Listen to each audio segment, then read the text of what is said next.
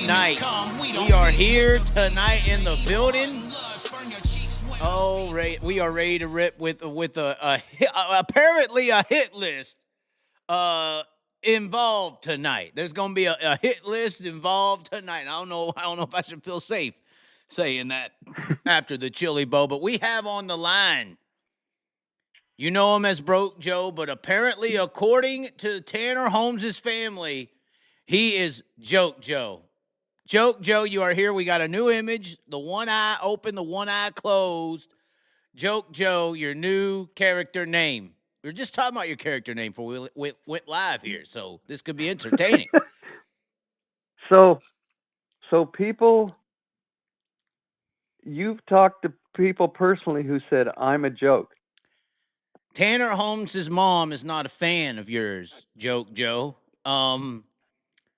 But that was the joke on the Broke Joe name. I was like, yeah, Broke Joe. She goes, he's a joke, Joe. He ain't no Broke Joe. He's a joke, Joe. And then, go ahead. Did you investigate or ask her what specifically made me a joke? No, the A main was going. See, I was in their pitting area somehow. Okay.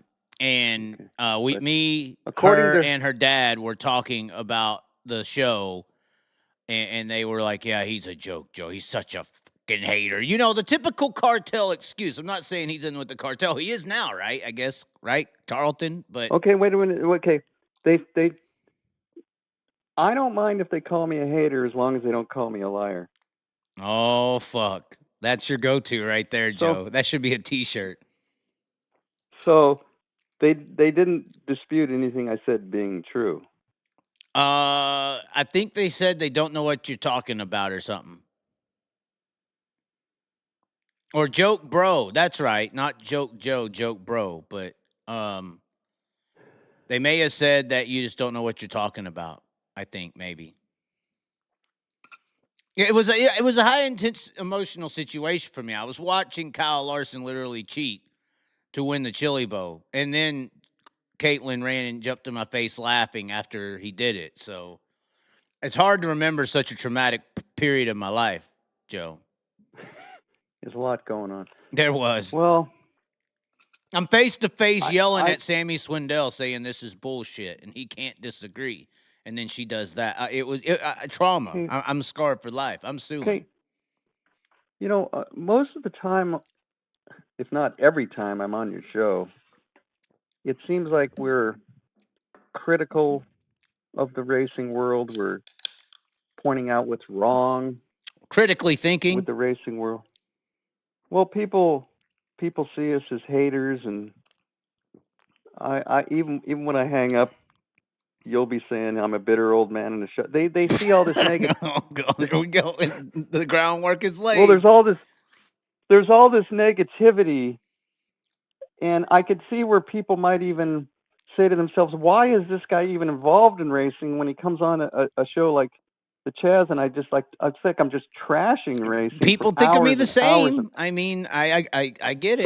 So one of the I knew I was going to be on the show, so I made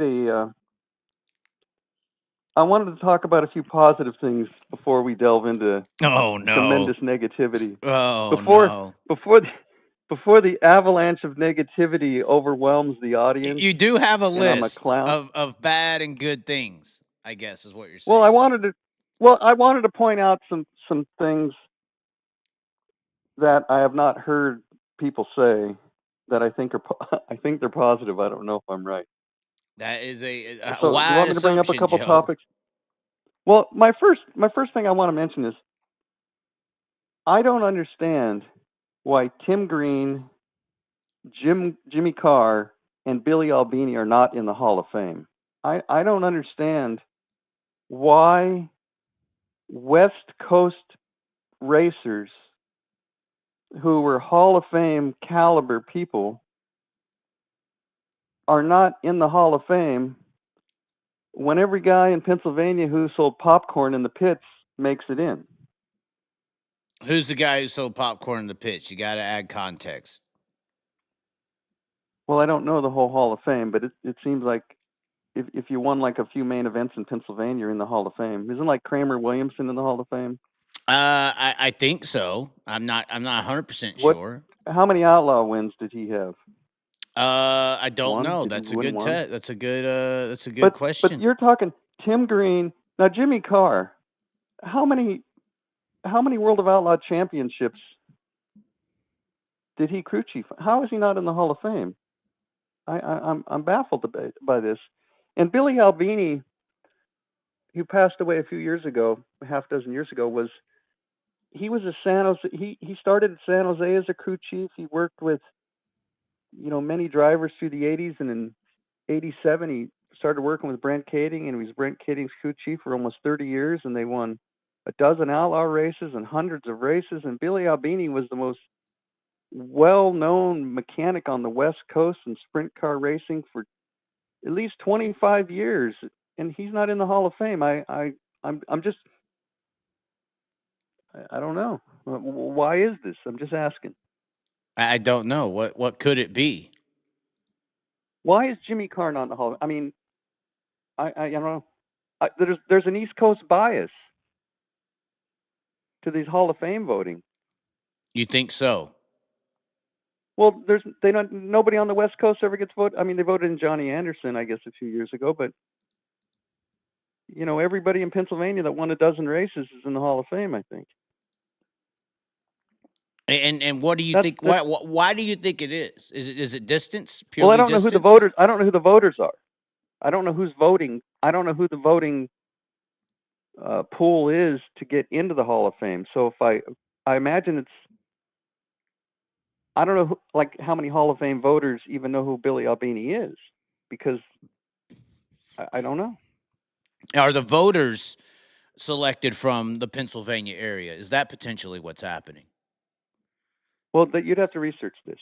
I don't know. I'm just bringing up the question that three people that I think are more than qualified to be Hall of Famers don't even seem to get any. I don't even think they're on the nominate. I don't even think they're on the ballot.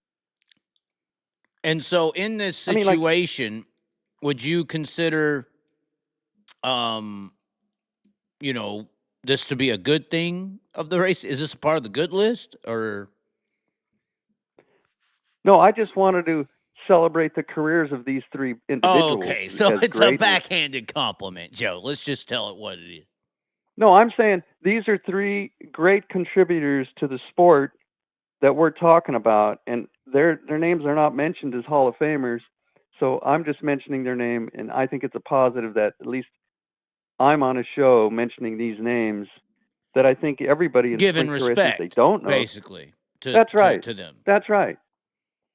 That you don't see them getting, and other people who don't deserve it as much, in your opinion, potentially are getting. Oh, correct. These guys are way overqualified. I see people going in. I should have looked at the Hall of Fame list, and then it would have been negative if I picked apart other people, but I didn't want to be negative. Okay, so that's number one. That's good. What else is good before we continue? Okay, this is. I don't know if we're going to lose viewers because I'm too positive. Are these people going to think Broke Joe's been drugged or something, and this isn't the real Broke Joe because this is not? Are you about to give credit to Brent Kading or something? You are. I'm not going that far yet. Oh, I thought we had you. But no. Are you going to say Dirt Tracker Sincere? I mean.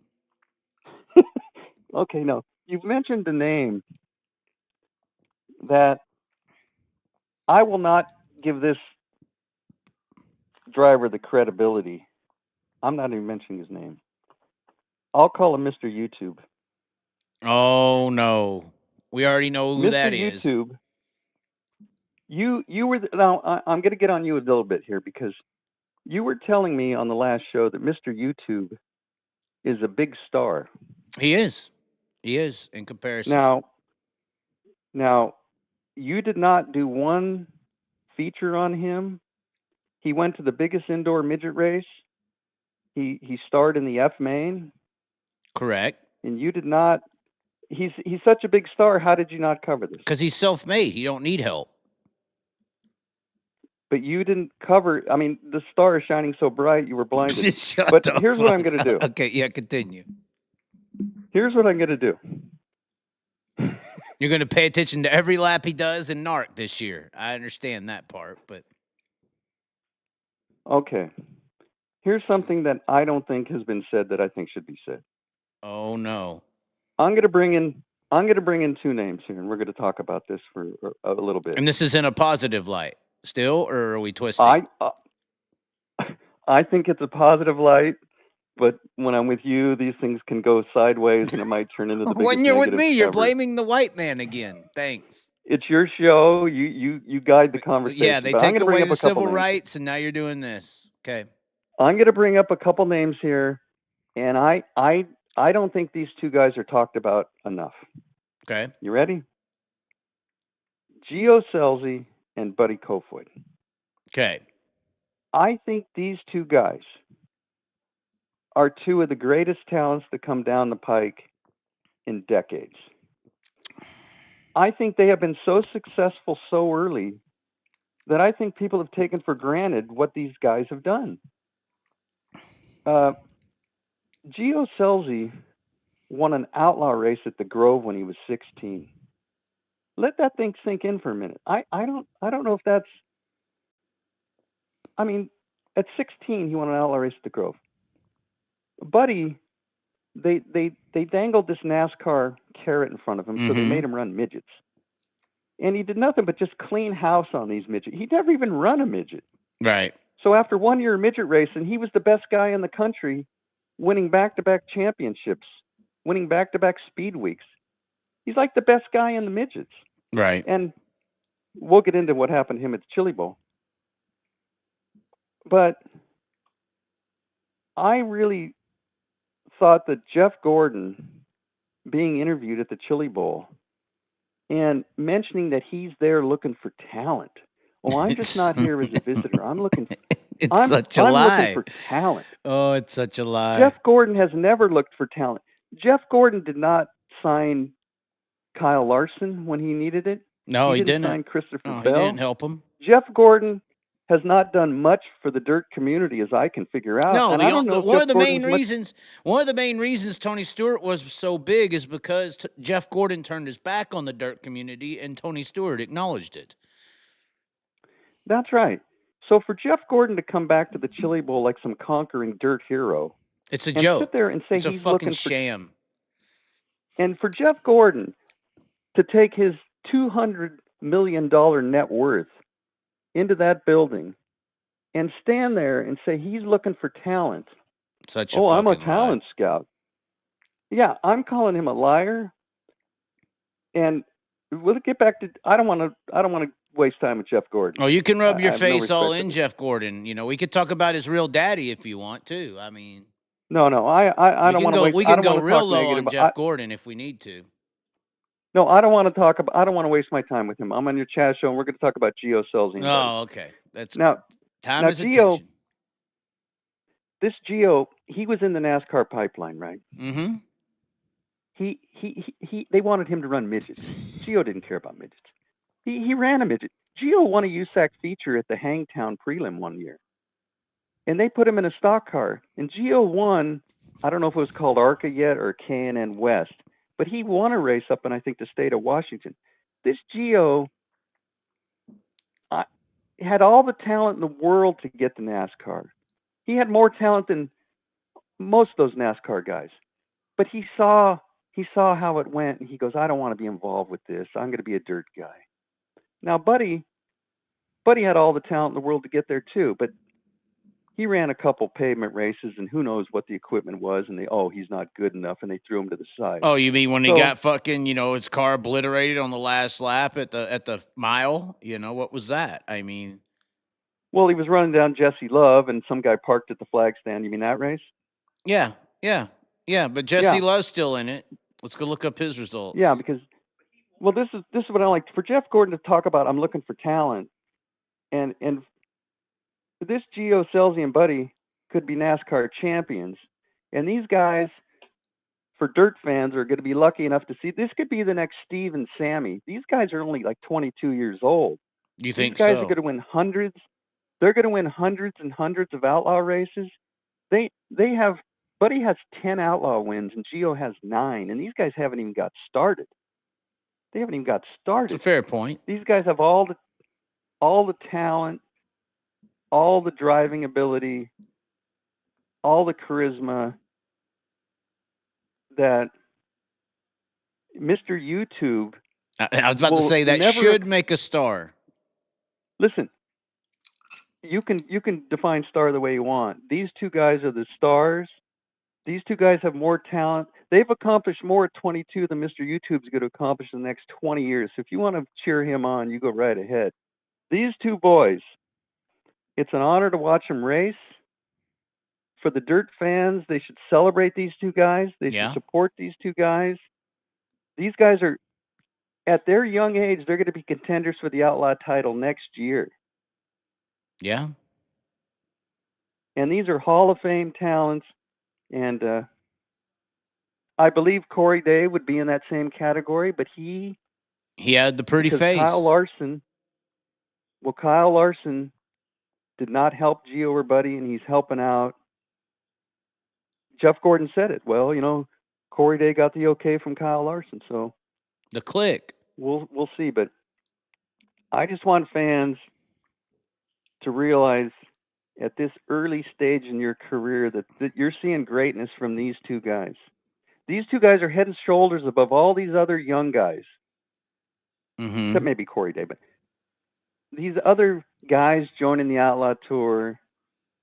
Why would you throw? I would almost, when you say it, except for maybe Corey Day, I feel like that's a slight jab. Because, I mean, Corey Day, he did win and on the outlaw level and stuff, but so did Buddy. It takes a little bit different of a skill set to do it consistently, you know. I'm just saying, I haven't seen Corey run enough against the best. But that's kind of how it works, right? The ones who upgrade, they don't stay around for more than, they don't really put in a full season most of the time, you know, for the ones that go up, for instance. It's like they don't want you to ever know for sure if they were better than everybody else. They just want to give you flashes of success, so when they take them up, you can always guess and wonder, yeah, they probably are. At least that seems to be the setup for me.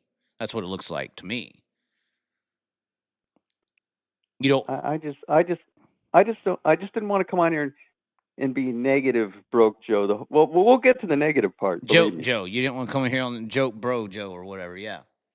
Well, people can call me a joke all they want, but why don't they come on the show and state why I'm a joke? They're not doing that. No, they don't. Why don't they come on the show and explain to me what I'm saying is wrong? They probably can't. I think that's why you upset them so much. I think that's why you upset you're pointing out the stated obvious. It's kind of like saying, you know, like I'm sure I pissed people off when I pulled a video out that showed that the banner was on the track for more than one lap. That had to piss a lot of people off who had came out and made statements that it was on there for only one lap and had big, explanations as to why. You know, it's not like they could come on here and call me a joke. They could be mad about me pointing it out, but where am I wrong? The banner was on the track for 4 laps.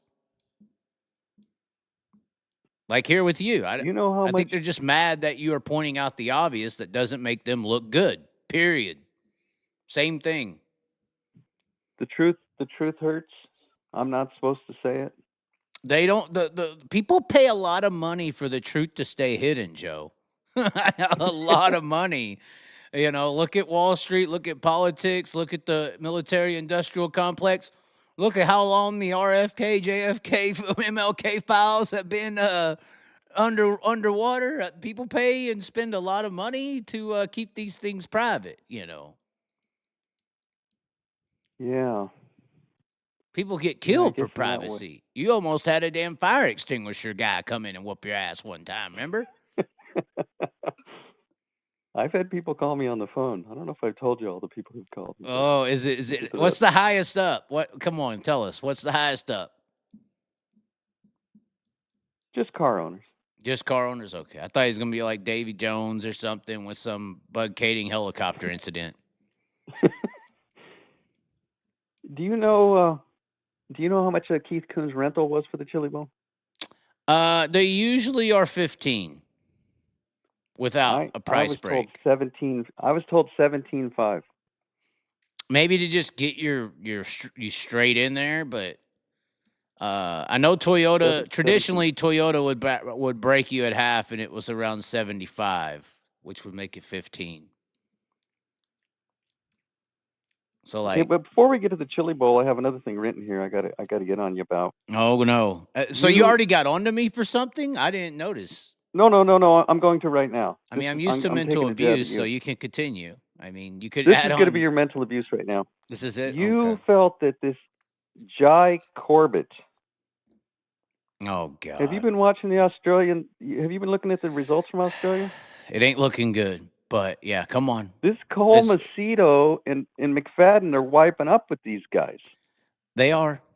Callum's looking better, but yeah, they are. But this Jock Goodyear, Caleb Williamson, and Jai Corbett, I haven't seen any of them win anything. It's not looking good. I mean, I pretty much. Macedo is cleaning. Go ahead. Cole Macedo won 3 in a row last week. I know. When I started seeing Cole do what he was doing, I was like, oh my God.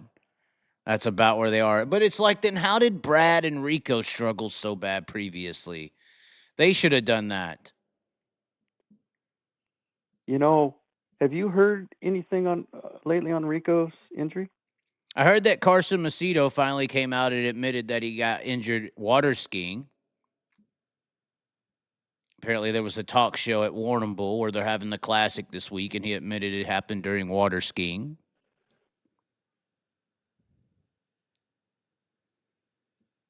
I don't know about Rico's personally. I've heard it's worse than they're letting on. That's all I've heard.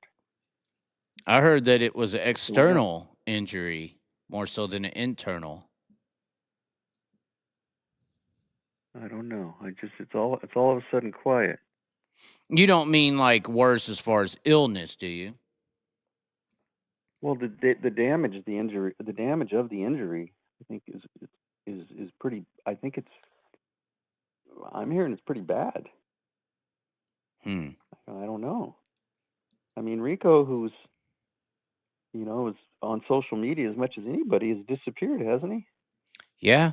Well, and he looked very fine when they busted the car off the day before it happened. Yeah. Yeah, it does sound like something catastrophic may have occurred, but maybe not. I wouldn't say catastrophic based on the injury I hear it is. I could see how maybe potentially some nerve damage in a hand. If you're talking about long term. I'm saying I don't know if this could affect his racing career damage. I mean, if you do something to your hands that damages nerve reaction, I would assume that's going to do something. But I just wanted to get on my little. Buddy, so that's positive. That's it for the mental abuse, Jai Corbett. Well, you try to pride yourself on some kind of, you and Jeff Gordon are the talent scouts. Yeah, I'm better than him, but continue. And you felt I should put this guy in a car out here, and I don't need to run the B race and lose $100,000 in a month. It doesn't look good for Jai Corbett. It's hard to judge those guys over there. You saw some good runs. I you did. Were there and saw I some... did. I did. I don't know what to tell you. I don't know what to say. Yeah. Maybe Jeff Gordon will sign him. I mean, maybe. Is that it for the mental abuse? I'm a horrible scout. I can't. Everyone I pick is dumb. Well, I'm horrible. I just thought the fans should bring it up. I mean, you tout a driver on your show and you like to be right, I'm keeping track of who you say. I don't forget. Spike said it best though. He's like, "Oh, don't get the fuck over it. Sometimes people draft the number 1 pick and he's a bust. Get over it. Fuck it." Yeah. It does happen. People scout, got the combine numbers, bring the guy in, bust.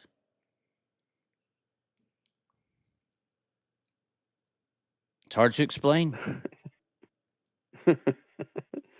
I'm kind of disappointed in the chat 007 isn't here yet. 007 will appear. He will appear. He's a secret agent, man. He's hiding right now, you know. Do I have to now go into this next hour of talking Chili Bowl? Is that what you got written down? It's whatever you want to do. I mean, if you got... Well, come on. You want to talk about... I don't want to talk about the Chili Bowl, but by the way, there was another driver popped for his tire today. Did you see that? No. There was a additional driver. I didn't think I'd pull up the web. It does have to do with the Simple Green. This is a Simple Green topic, apparently. Let me see here. Yeah, Sam Johnson. They posted this today. A third tire test failure. And so now 3 people have been officially found with illegal tires. It says right here, with the results from Friday's test at hand, so he was a Friday night driver, it was found that the tire sample collected from Sam Johnson's left rear following his second place finish in the 8th heat race did not conform to the benchmark. Said he acknowledged he was aware of the results, acknowledged them, and did not dispute the findings. Interesting thing, I know Simple Green was a topic. You had NASCAR driver Alex Bowman come on to Twitter. I don't know if you could see this, Joe. Somebody said I was given wrong information on that one. They were talking about grinding tires. Said somebody along with the Four Kings and Seymour teams, and nothing illegal was told to confiscate the tires and this all that. He basically a conspiracy or rumor. Alex Bowman responded and said we had zero to do with that team. They shut that guy down for a reason. I guess somebody was caught trying to do something. He said, I ground all our stuff myself. If you want a good rumor, wet grinding with Simple Green doesn't really make tires fail tire tests. So this is Alex Bowman saying this, Joe. Obviously, we had the Clinton Boyle situation where he come out and admitted on national television or stream-o-vision. That should be a new word, stream-o-vision, Joe. National stream-o-vision, that he used Simple Green, and that's why his tires were bad. Even though most people know that's a big no-no, even Jeremy Elliott admitted that one. And now you have Alex Bowman saying that doesn't make your tire test fail. And the kicker to all this, Joe, was that the other guy who with Clint Boyles who found his tires negative was Hunter Schurenberg, who I guess is Clinton Boyle's brother-in-law, and isn't he the crew chief on the 55? So it's like they work in shops, I would say, kind of together sometimes. And Hunter Schurenberg's tire test was completely different as from my discussions. It showed all this crazy stuff, whereas Boyles just showed a little bit of an alteration. Any thoughts on all this, Joe? My bigger issue is the guy said, we will not be taking this shit, all this hard-ass stuff. Said if we catch you, you're done next year. And then Clinton Boyles gets caught, and it's just a one-night suspension, and he'll be back next year. And the proper explanation, apparently, to this, Joe, was that they could not get the tire test back with the races on Thursday and Friday. He said that on a Thursday. So then the guys who ran Monday through Wednesday, they would just be docked the one night on Saturday. The people they couldn't find out, like this Sam Johnson today, he would obviously have run Saturday, but then he would be DQ'd for the next year. That's why he was making that statement. I still see that as BS. Your qualifying night shouldn't determine the punishment. The crime should fit the punishment.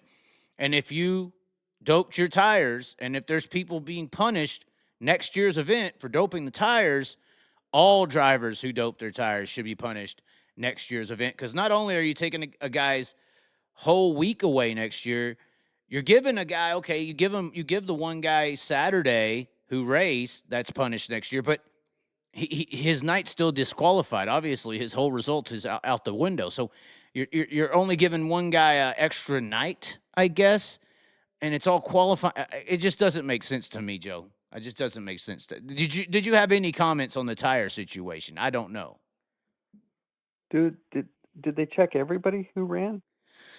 It was a majority of people who ran. I know they was pulling samples in heat races. I'm assuming A mains. They were pulling samples pretty often off of people. I don't think it necessarily determined on where you finish, but I mean they were pulling samples.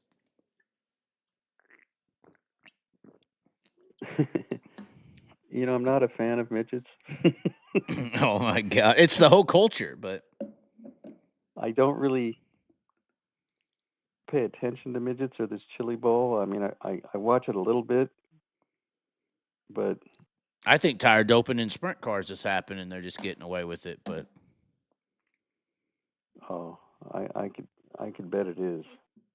It don't matter if you wear a watch, though.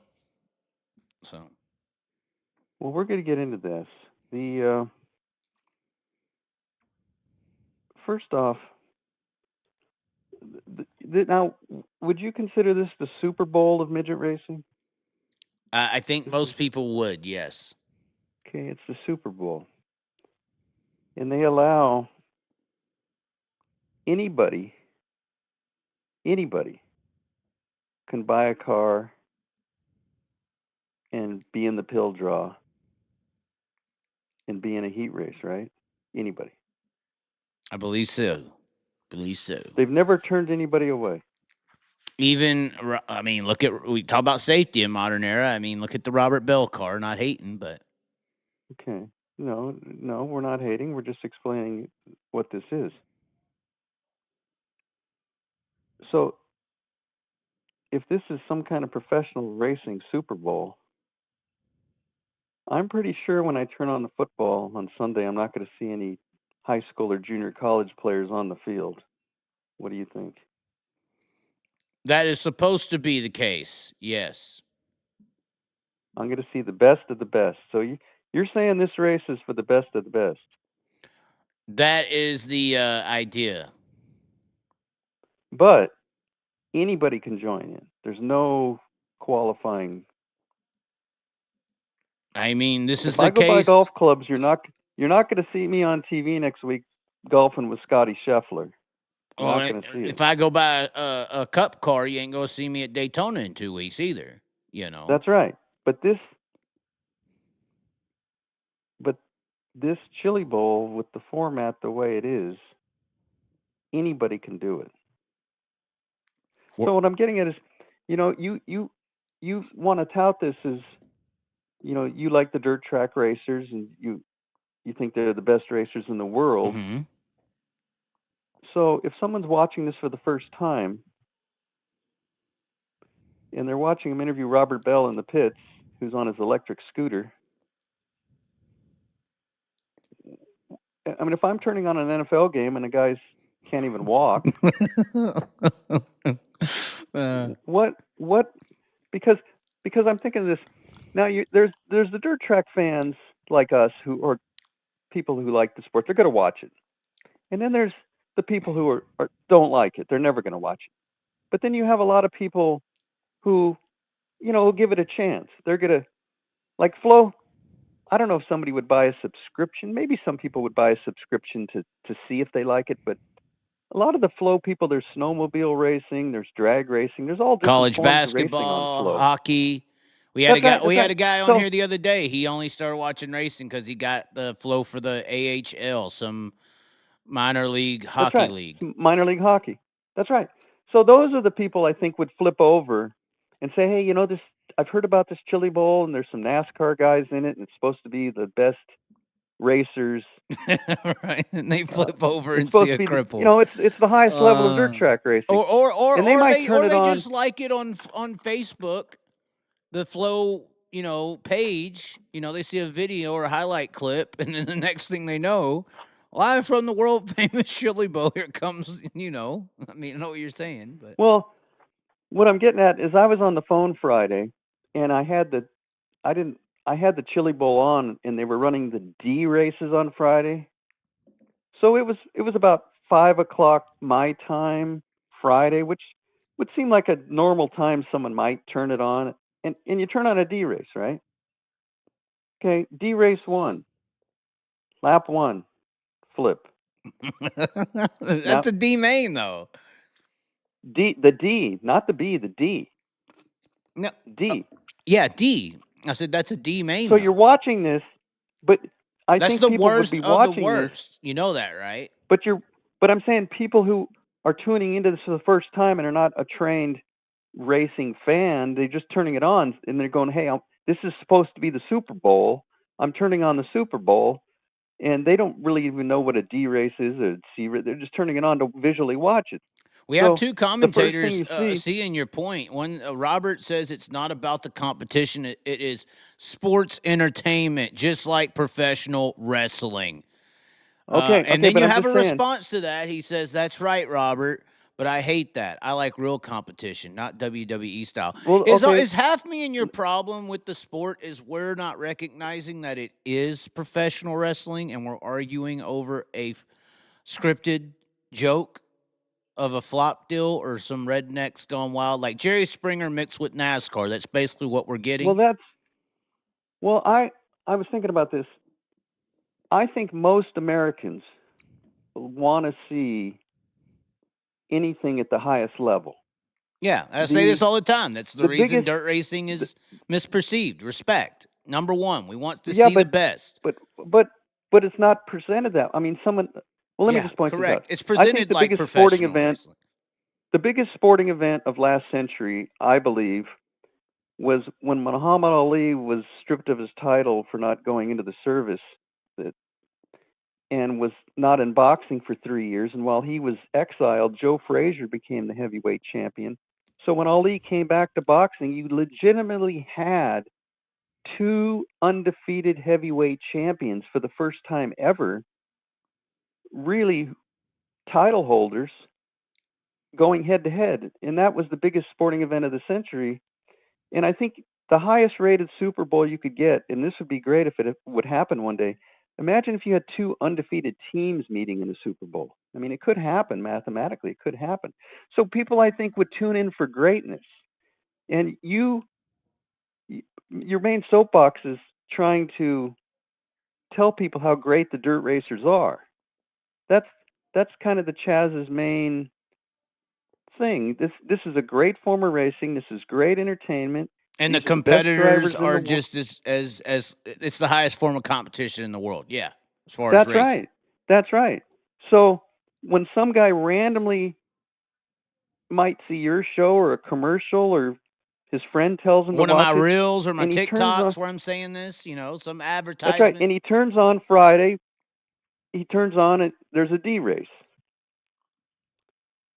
And after the car flips into turn one, they have to repair the fence. With a guy named Cowboy who plays the harmonica. The naked cowboy guy? Okay. So then there's a spin in D1. Okay, but D2, lap 1 there's a spin. Then on lap 1 there's a flip. And then on lap 4 there's a spin. And on lap 6 a car stalls. And on lap there's a flip. Now these two D races probably took 20 minutes. You might have had a guy just say, "That's it. I don't know what this is." It doesn't look to my eye like anything that has professionalism at all. No, it looks just like what that commenter just said. Come see the clowns go in circles, round and round, folks. Yeehaw. But see, the problem I have with the Chili Bowl format is, and I've said this many times on your show, when you get the best drivers and you get the track right, it is a spectacle. It is. It's great stuff. I'm saying this. When they run the Olympic mile, there's not 400 people on the track, right? So are you saying there needs to be no qualifying races aired, kind of? Because you could say that. Here's what I'm saying. Well, all I'm saying is like the A main is what you just described. Yeah, but they destroy the track by racing from 9 o'clock in the morning, the O race, in the N race, in the P race, in the K race, and the L. And listen, the Kansas City Chiefs are not holding high school and junior college games on their field, and the field is torn up. So when Mahomes goes out there, they cut it to 3/4. Well, they did rework the track, and it had been working all week, Joe. Surprisingly, though, for the first time in the world, they did have a racetrack that was preferable to a Kyle Larson line, literally. But that's a whole nother shebang in the main event. But I'm saying I don't know. I just think you should, if you're in the A main or the B main, the next year you race Saturday. Get rid of the whole alphabet bullshit. That's right. I'm saying this. This is my format. Wait. So when I did get contacted, Joe, by some superiors at the Chili Bowl, they do have a suggestion box. So we do have actually a title here called Suggestion Box because of this. So this is the suggestion box from Broke Joe's format. This is my format. All right. How do we get the Robert Bells out of the building, Joe? Tell us how. Do we air them? No. Robert Bell. No. If you take the A and B main competitors for this year and you lock them into Saturday, that's about 50 guys. The other 330 guys, you divide up into the 5 nights, and the top 3 from each night gets to run Saturday. You can still qualify your way in. Robert Bell can go race. All right. He can get through a heat. If he top 3's the main, he gets to run Saturday. But I don't. This is just me. Is anybody watching the L race or the O race? Or no. If their friend isn't in it, is anybody watching it, Chaz? I mean, Ty Gibbs does have a feature event win trophy now. They do give trophies out to each of those mains. Chili Bowl drillers. Okay, nice, a trophy. But you were there? Like, when did you show up in the building? Like on Saturday? When? I showed up in the building at like. In your point, I showed up at the building at like 2:00. I walked the little midway. I got into a talk show. I yelled at the Larson trailer. They came over yelling at me. I got in an argument with late mile people on another talk show. And then I sat back and I didn't start paying attention to the racing on the track until the B mains at all. Oh, see, this is my point, Chaz. I know. I'm your leading whole into life. Your point. Your whole life is dirt track racing. Yeah. And I went there and promoted the brand. But continue. Your whole life is trying to talk about this, whether people love you or hate you. But you're saying to me that anything past, we'll cut it off at the C race. C mains anything are good. after that it's all meaningless to you. As far as the effect of who's going to be in that main event that's going to have a chance to win or race, yes. I don't think not in modern times. Under this my ain't format, 1998. So okay, under my format, if you had your 50 locked in, A and B main runners, and you got your 3 from each night, you have like 64, 65 guys. If they just run the Saturday program and they started off with 8 heats and 4 qualifiers in the C, D, and A, that's the Super Bowl. You don't need to see an O race and a Q race and Mr. YouTube in the F race. I'm just saying, I don't even think people know what they're watching. I mean, we're all just waiting for basically the main. Okay. Oh, how about this as another suggestion box?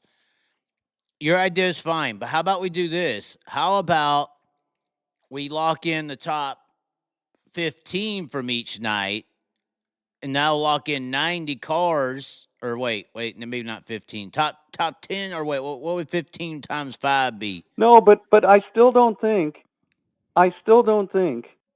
that anybody should be allowed to bring anything on the track and be possibly be out there with Kyle Larson. What Didn't Robert Bell have a wheel cover fall off and go into the stands? I read. I think so.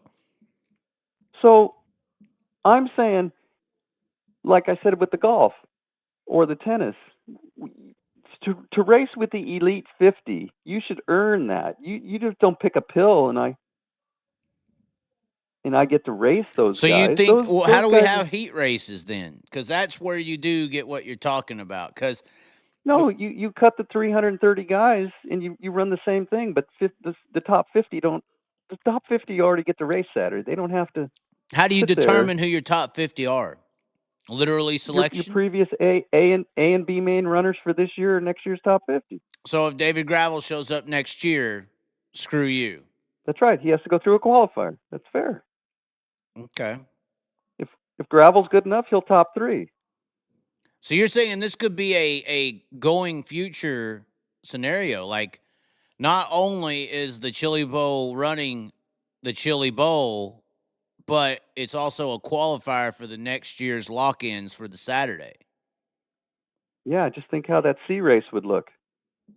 It'd be hellfire brimstone.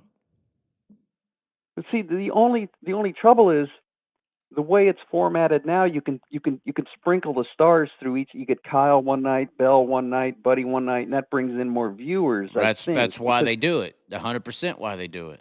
100%. But I'm just saying, I don't like the track, and I think they did a great job with the track, but it's just asking too much to run. 100. What do they run? 40 races on Saturday? It's not little. It's a lot. So I just think you'd get a better, and then you could make the main event longer. Make it 100 lap. Make it a 250 lappers or something. Make the Super Bowl the event, not the N and the L and the G and the H and the E and the. I mean, what? It's dirt. It's hard to keep the track in good condition. Why beat it all up for some guy that's clowning around? Half these people are there clowning around. It's we get to your peasant row. We're gonna have a family reunion and it's family tradition. I did mention your peasant row reaction. What was it again? Hey, Dad, how does it go? That was too funny. It was funny. If these people want to race and it's a family outing and they have a good time, that's all great. But you should be on the track with Kyle Larson and Christopher Bell. Like I said, I don't get to go play tennis against, Carl, Djokovic. I don't get to pick up a racket and get to go play in the Australian Open. You don't just pick up a basketball and start playing LeBron tonight. Yeah, I mean, it's just not. To call it a professional sport, Chaz. I'm giving up. I'm giving up. Trust me. For you to say this is the highest level of dirt track racing, and a guy turns on D race number 2 on Friday night, and it's 20 minutes of banging, crashing, and fence repair. Now I think really? I think Santino Ferrucci was a part of one of those, and that's an Indy 500 driver. So is it credit or he can run Saturday? I'm not saying I'm not holding anybody out from racing. I'm just saying. The main event is Saturday. This is the Super Bowl Saturday of midgets. We want to see the best drivers and the best track, and like I said, make it 250 lappers. Make it. I mean, I don't know, or just make it a 50. It used to be 55 laps for Donnie Ray Crawford. Now we're down to 40. Because of what reason? We all know why, Kyle. Okay, now let's get to that. Let's get off that. Let's get a little deeper into this. Which part? Well, we'll get to the Kyle. We're heading towards Kyle because the next thing I want to talk about is I don't know what the rules are. I'm confused on the rules of this sport. Now, did you listen to my family, friends, and fandom video where I broke down who runs this whole fucking thing? No, I missed that. Did you put it behind a paywall? No, I didn't put it behind a paywall. No, I broke down how the whole fucking sport. It ain't got no. Oh yeah. Okay. Yeah, I've heard that. Okay, but my question is, I don't even know what the rules are. I mean, I've been in dirt track racing my whole life. I don't even know what the rules are. And an example I'll give you is like, let's say this year, I'll just go off track for a second. Placerville Speedway. Let's say you run the weekly shows at Placerville. Okay, there's certain rules. Then the SCCT series shows up. There's different rules. And then the High Limit shows up. There's different rules. And then the King of the West shows up. There's different formats. There's different rules. The split yellow. I don't even know what all the rules are. So something like the Chili Bowl. Here's where I'm confused. Maybe you can explain this to me. A few years ago, when McDougal was making his run through the races, And Bernal he got spun him. Bernal spun him, and they disqualified Bernal. Mm-hmm. Bernal was just DQ'd for spinning McDougal, which I think is appropriate. Why now? Okay, I thought that was the rule.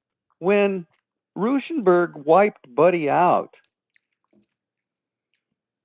where Buddy would have probably been on the front row of the main in the qualifier, why wasn't Ruschenberg penalized?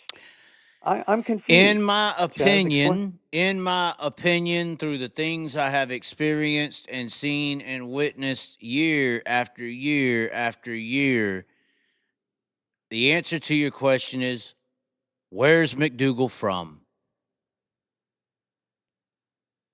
Yeah, he was a crowd favorite. No, but where is he from? McDougal gets spun. But okay, but where's He's Tim's from Oklahoma. Where's Tim's from? What team? How come when Tim's was spun leading the main? What team spun him? Gavin Miller. Well, I'm just asking, what are the rules? It's rules for thee, not for me. That's what those fucking rules are. It's not. There's no regulation or standards on the rules at all. Period. That's the problem. Is Bernal the only one that's ever been penalized for spinning a car? I don't think so. Others have been penalized. I've seen it probably in a heat race and stuff. Not on that degree, I don't believe. I don't know. We'd have to go look, you know. But is there an official rule book for the Chili Bowl? There is, yeah. But it also says you can't have no watches on, and Kyle's pictured all throughout wearing a watch. But so this is the whole problem. Once again, I'm going to go back to boxing. The decline of boxing, I think part of it is attributed to the promoters. The fact that like Muhammad Ali beat George Foreman for the title, and the rules said he had to give him I think he had to give him a rematch. He never did. It was not right. And then the third Kenny Norton Ali fight, most people think Kenny Norton won, and I think Kenny Norton won, and they gave it to Ali because he was their money man. Correct. It's just like when Leonard fought Hagler, they gave it to Leonard. I think people saw, they go, this ain't right. Right. The sport declined. It lost. People want to see fair competition. They don't like Patrick Mahomes getting these calls. No. And I think part of racing not being taken seriously is people see these calls that are inconsistent and the favoritism, and it's just not right. Well, and then the funny part is because it is Kyle, it has this enormous pushback of almost like when you say something about it, you're like the piece of pepper in the salt shaker, and all these sheep are just, everyone's in support. That's why I related it to dirt track racing is the Kansas City Chiefs, like the sport itself. And Kyle is like this representative of dirt track racing, the highest level representative, the quarterback of the industry. So if he gets a call, nobody sees it as a bad thing. If he wears a watch in World of Outlaws Victory Lane that we researched and showed that you can send and receive text messages, and that's 100% illegal, it don't matter because of who he is. There ain't no Chiefs fans bitching about Patrick Mahomes getting a call. See, the whole this is the You know Broke what? Joe. Sean did make a point in the call. I'm not meaning to cut you off, Joe. Sean, I just read Sean's comment. The caller the other day made a point. He said gambling's going to fix this, and when I heard that, I was like, gambling's going to fix it. It's like, how? He had a point. If gambling gets into this fucking sport, Joe, and these real industries start seeing this shit, that's when the regulation is going to come in. Because they're not going to let money move at the degree that it could and let shit like this go. They're not going to let it go. No. The problem is if the public senses it's not fair. Well, when you got two of the biggest leading media entities in YouTube history running on a one-lap theory, and that's what everybody's telling them, and this is what happened, and then you have video evidence of that being a fucking lie, sports betting ain't going to let that fucking fly. The foot's out of bounds. It don't matter if it's a toe or if it's a foot. It's out of bounds. It don't matter if you cheat just a little.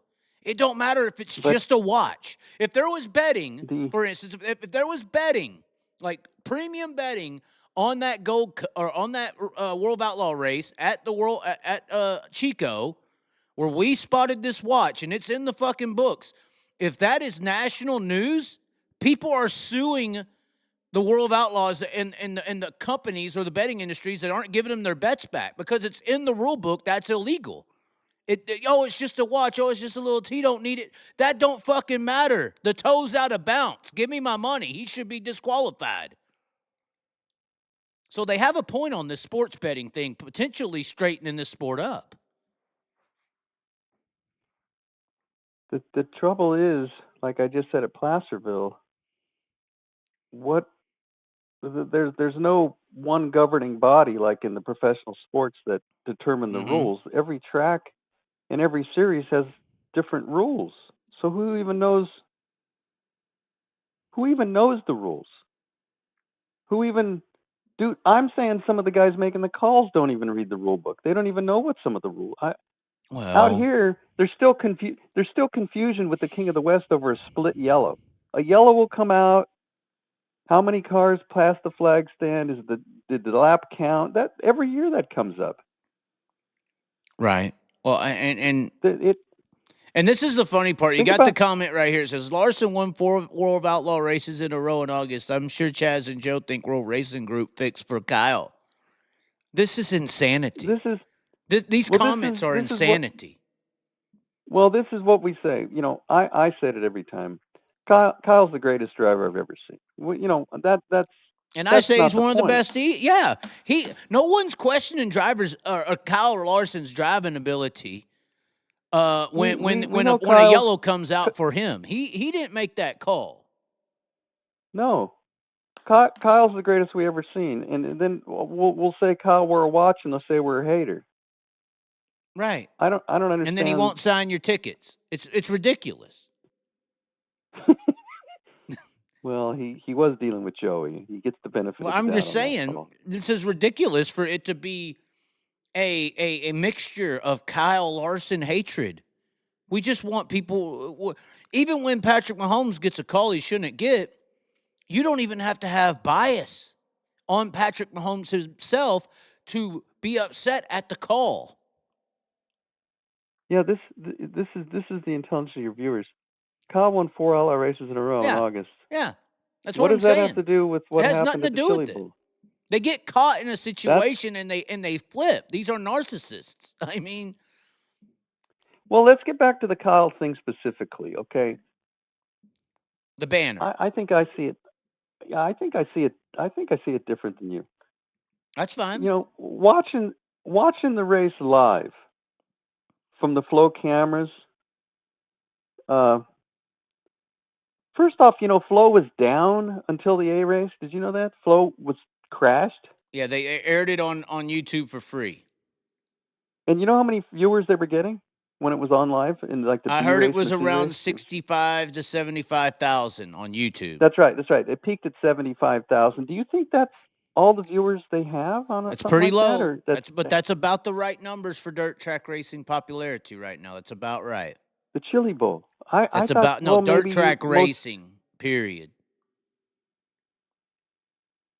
People willing Okay, to but getting pay back and to the watch it incident. actively is around the 75 to 100,000 mark. Yeah, I went back and looked at the like Tuesday night just to see. They had those banners wrapped around that K rail, like it was there all week. I never noticed it. I never noticed something like Yeah, that. I was there Friday That the night sitting with your favorite buddy Kofoid fans, yeah Connor, who got in that fight all week with the Ramies, yeah Unique Movers. They're supporters of Buddy. They got to know me yeah for fighting for Buddy. And apparently I don't acknowledge Buddy as a star. But regardless, yeah, wow. they were actually concrete like pile driving those banners in as well with the rails. So I mean, they were injected pretty hard into that concrete. So I mean, for them to come out like they did is one thing, but I don't even care if they came out or not. That's fine. But don't sit there and tell the world it was only on the track for one lap and we didn't notice it. And then when we did, we threw a caution. It just so happened to be when Kyle almost Well, wrecked, then we noticed it. That's a complete lie. watching it live, you could not see the banners from the camera angle What because the about the banners were too officials in close the to the. infield? I have video of the flagman No, pointing it out. I'm just telling you. I'm just telling you my thoughts when it happened live. What I was thinking. Okay. You can't see the banners, so I didn't even know the banners are there. When Kyle rode up on the fence,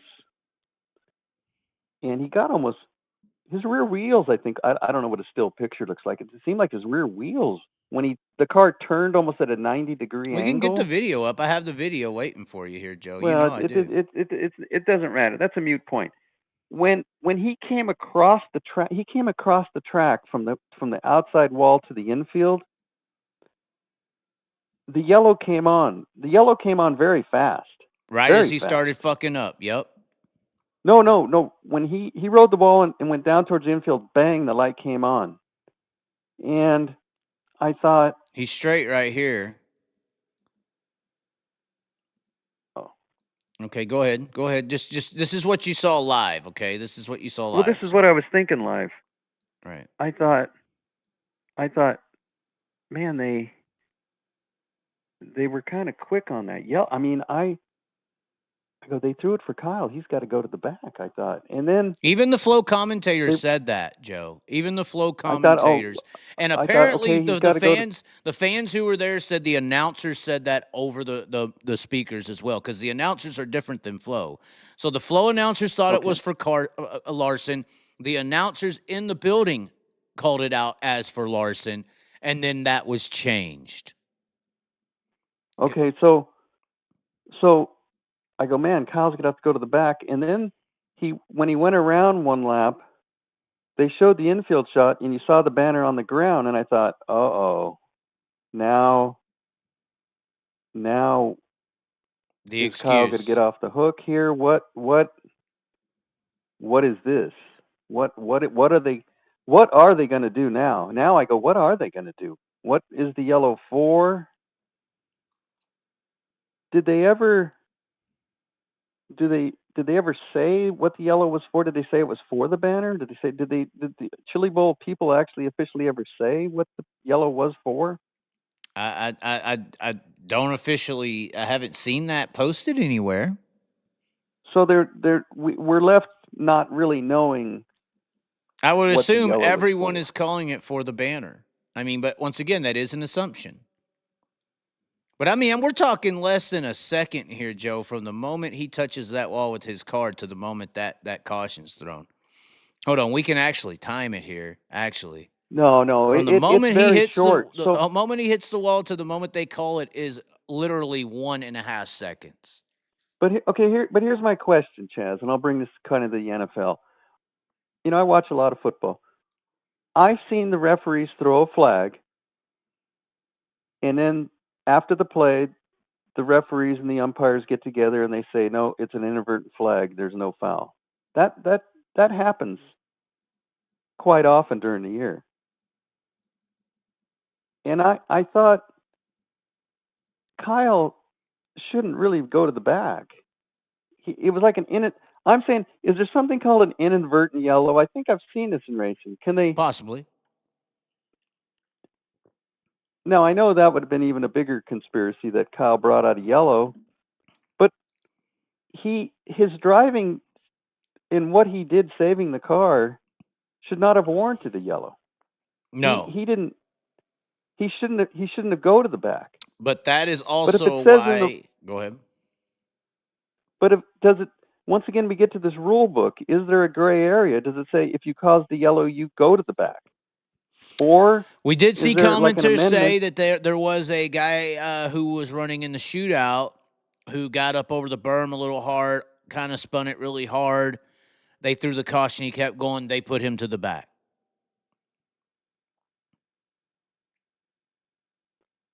Yeah, that's an interesting point.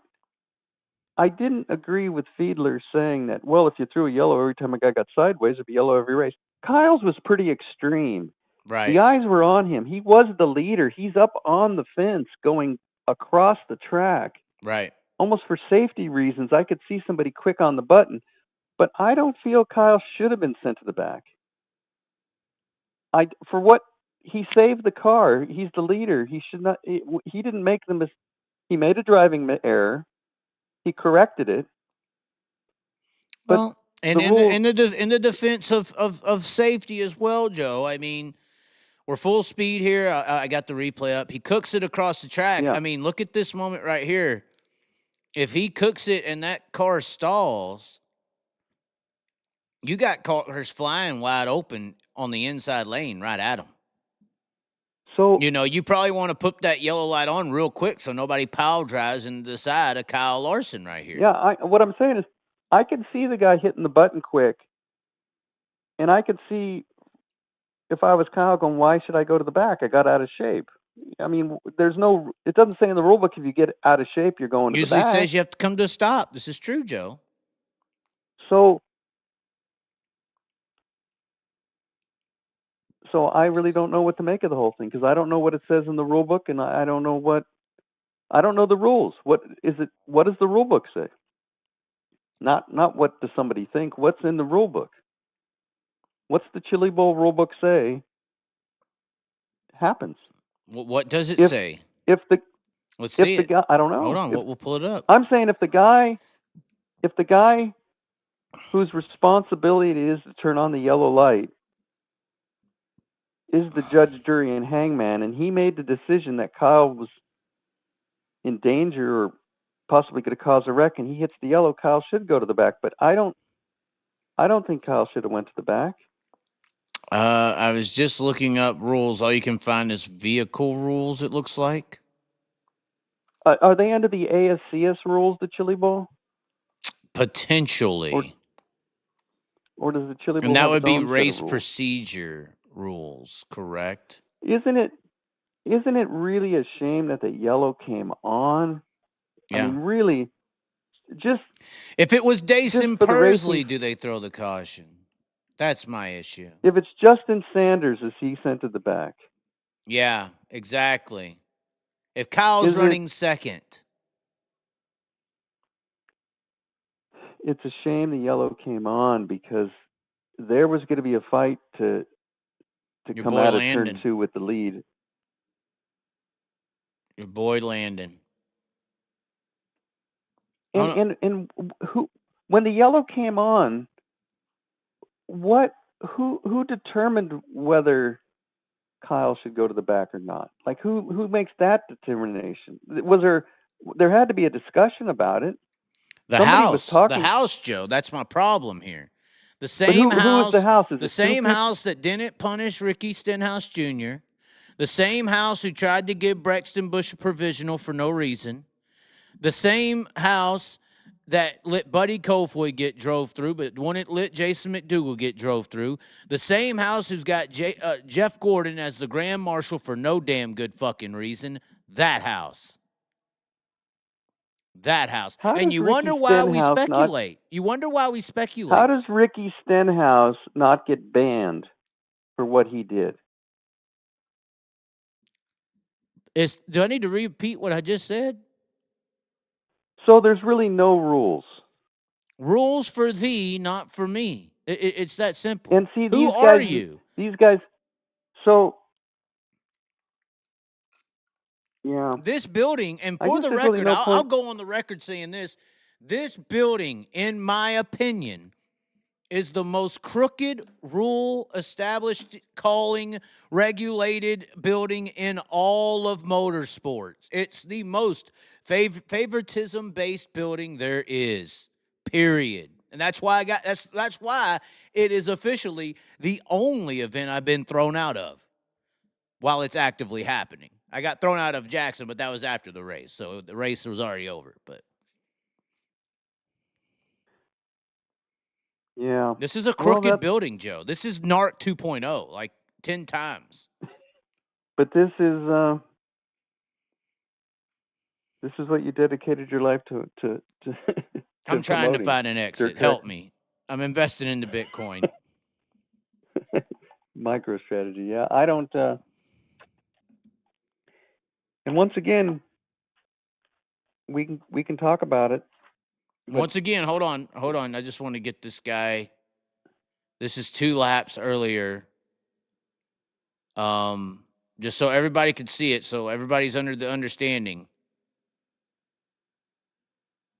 This is the flag man in this frame pointing, and I think this has happened for 2 laps straight, pointing to the drivers about the banner on the track. Can rewind some more seconds here. This is the flag. Hold on, let me just go back a lap. Maybe he's still pointing at it. He hasn't came out. This is the first lap it goes down. Of course, they're racing here. yeah, but Frame the is bottom not on line is, Larson. Chaz, I'm just saying there's this 1 lap theory that the media pushed. yeah, I know, but He's we've pointing covered at that. it, right? He's pointing at it, Let's look at okay? the He's letting overall the picture. drivers know, okay? We 2 laps know the prior. particulars. I'm trying to get an overview. Do we, Joe? Do we? Because I'm asking you. I'm asking you the the question, internet Chaz. right now believes the banner was only on the track for 1 lap because you had a media collusion to push a narrative of that being true. It's a false lie. I'm asking you the question, Chaz. Are we never going to get fairness? After what I'm seeing, I don't think we are. It's not going to happen. See, I do think this though. goes back. I do think the guy had a point with the sports betting. I do think that's a relevant point because if you was to get enough people to start betting on this fucking thing, and you had shit like this happen, somebody's ass is gonna be on the fire pit for it. Somebody. There's no accountability, Joe. Like you're saying, who makes these calls? Who makes these calls? That was my point. The NFL has officiating regulators. You know, they got people that they know who's making the calls. They went to some experience or some training to be allowed to make calls. It's not just because it's the owner's daughter's wife or something, you know, up there running shit. This is like bullshit. Who's even allowed to make these? Even the Mike Hess, who most consider the best rule deliberator in the history of dirt track racing, I guess. Even him, he has not been through a certified training regulation program. Nobody's regulating him except Brad and Kyle, maybe. If they disagree with his officiating, then they'll say something. You may have your Facebook people who bitch like me and you, but outside of that, there's no industry making sure his calls are correct or right or wrong. There's no punishment for incorrect calls or favoritism currently because no one's regulating the shot callers. Just like the truest thing I said was there's no regulation for a guy to go buy a sprint car and get on the track, and there's no regulation for a guy to work his way up into there and make calls on the track. Well, I'm gonna talk about myself for a second here. Oh no, I thought you'd have a response to all that. Okay. Well, I do. It's going to be this. When I first brought up that they ran a dash, and then they pretended it didn't happen. Think about that. They ran a dash, and Justin and Shane finished 1-2. And they put the lineup on the board, and they had Carson Macedo and Matson on the front row. They did that.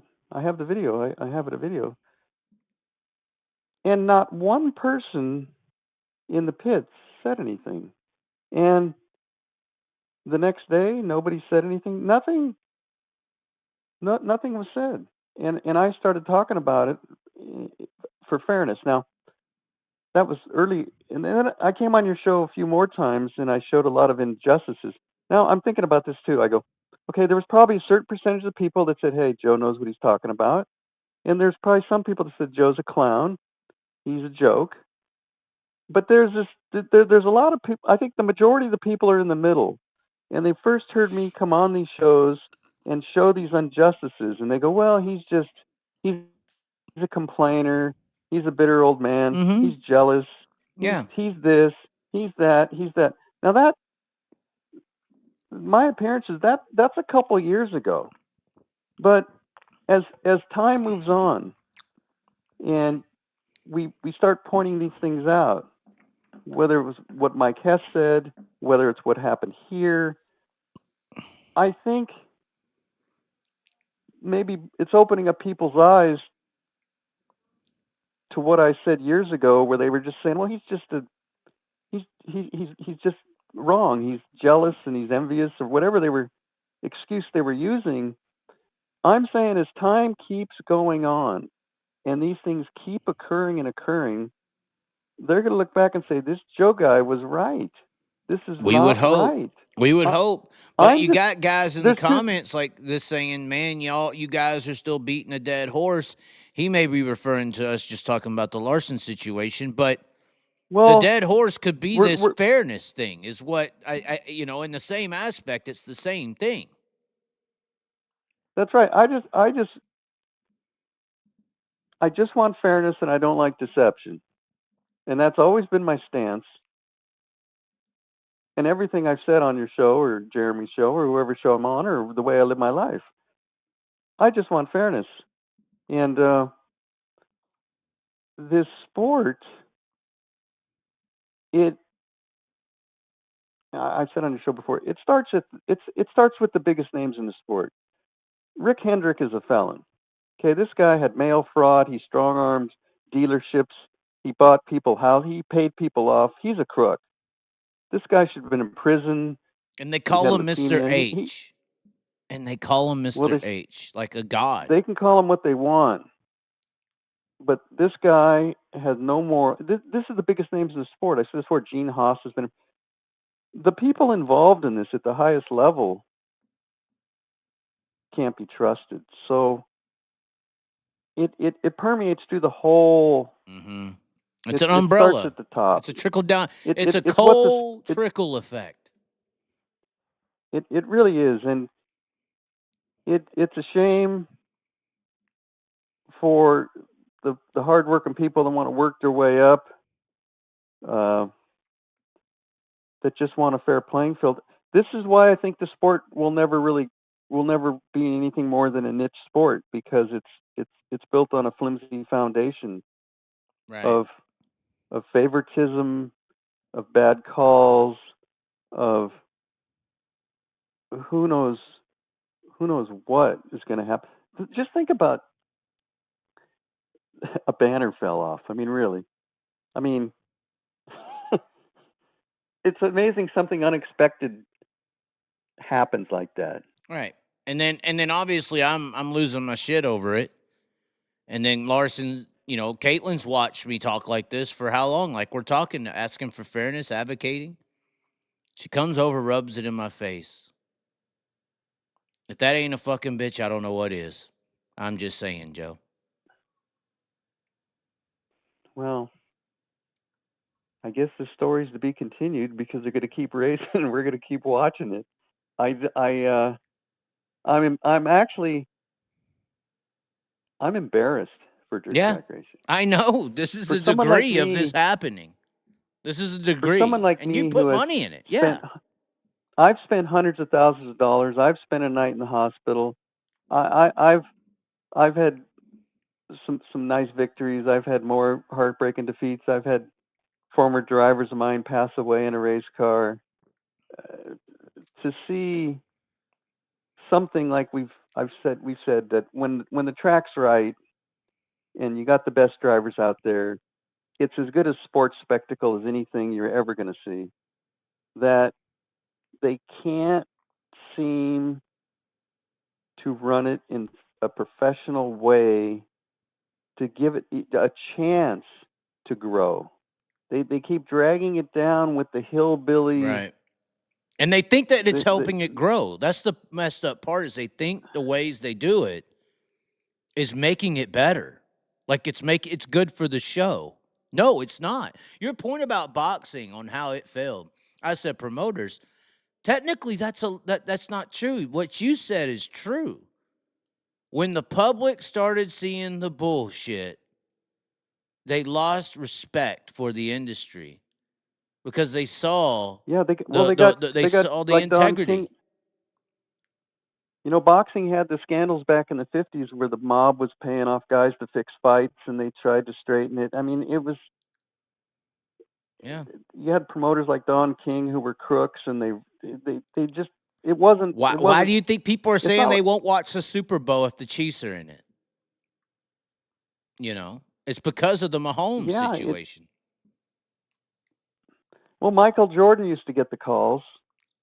You know, that game he made in the '98 finals, Game 6, where he pushed off on the defender and hit the winning shot. Yeah. You know, Jordan's. I mean, there's always going to be favoritism. It's probably just human nature.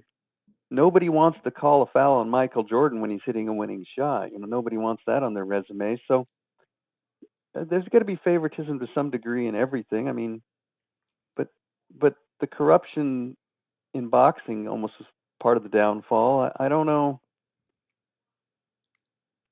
I don't know. When you throw in the right.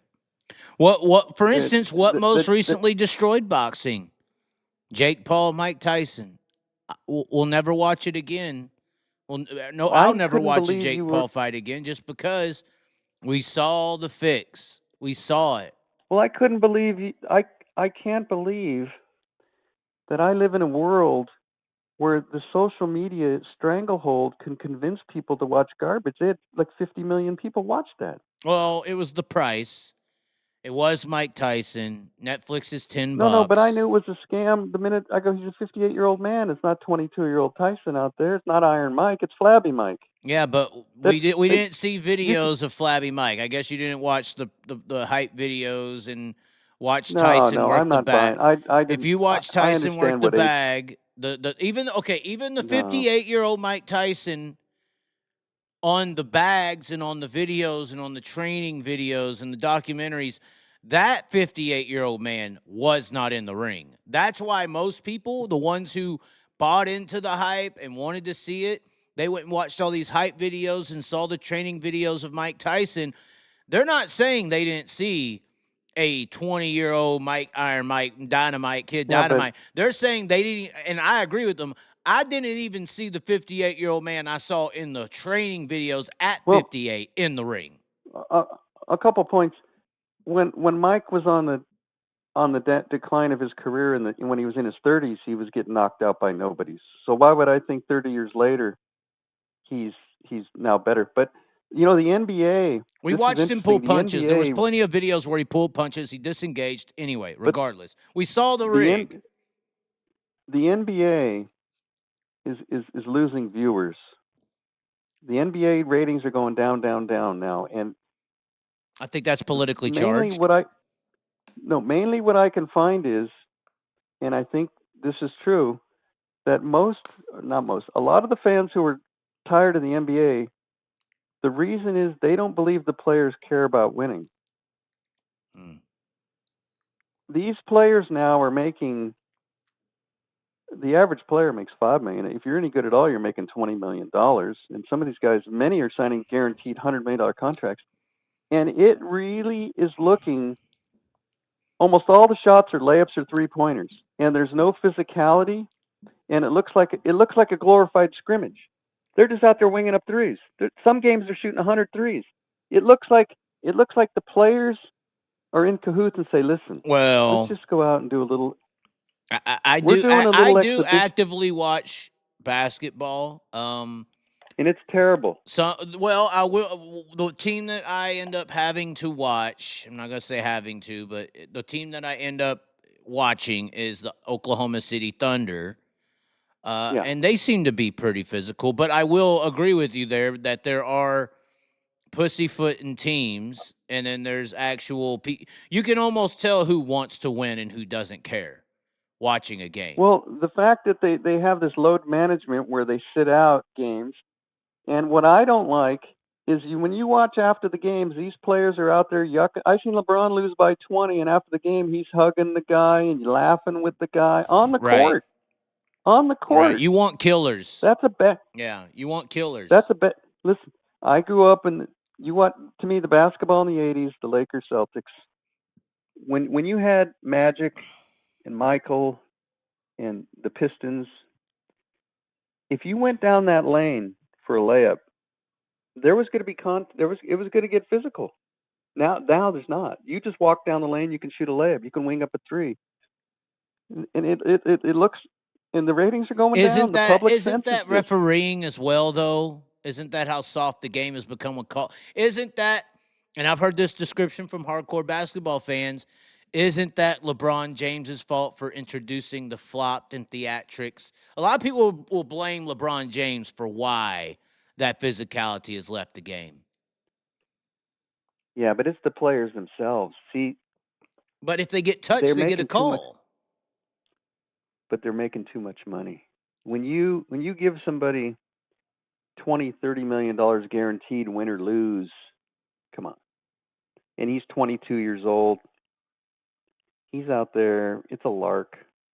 It's a lark. You can just see it. Are they diving for the loose ball? The flopping, the amount of guys that fall on the ground, and they're just winging up threes. You watch a game. You're saying you watch OKC. The Thunder's a little more physical. You know, Luke Dort doesn't give a fuck. He'll run a guy over. I mean, there's some players. When's Chet Holmgren coming? When's Holmgren coming back? I don't like him being out. I don't know. I have a really nice PSA 10 on him. I wish he would play. But they're Hartenstein, that other guy, he's a physical, put elbows on him. Or what does Charles Barkley say? He's got them cupcakes. You know, Holmgren's a little too small, but he at least plays aggressive.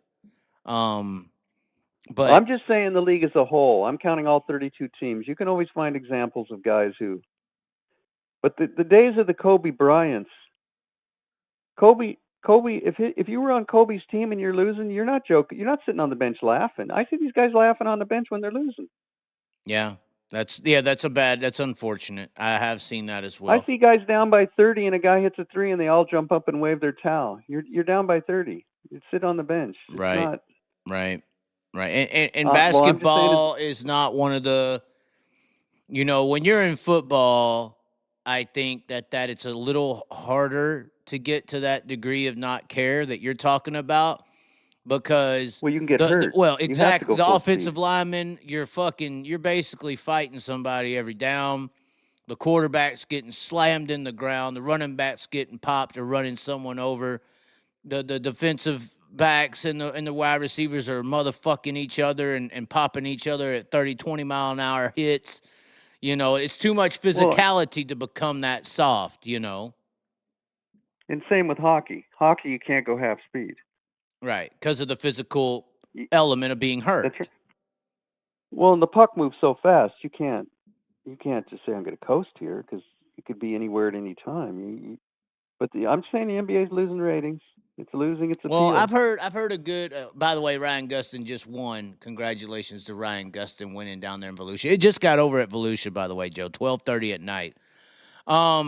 Anyway, I think that another good point that Colin Cowherd made that I hadn't thought about was the upbringing of stars into the NBA. He was pointing out how your biggest stars are international transplants. And most of your stars in America come up through some collegiate level.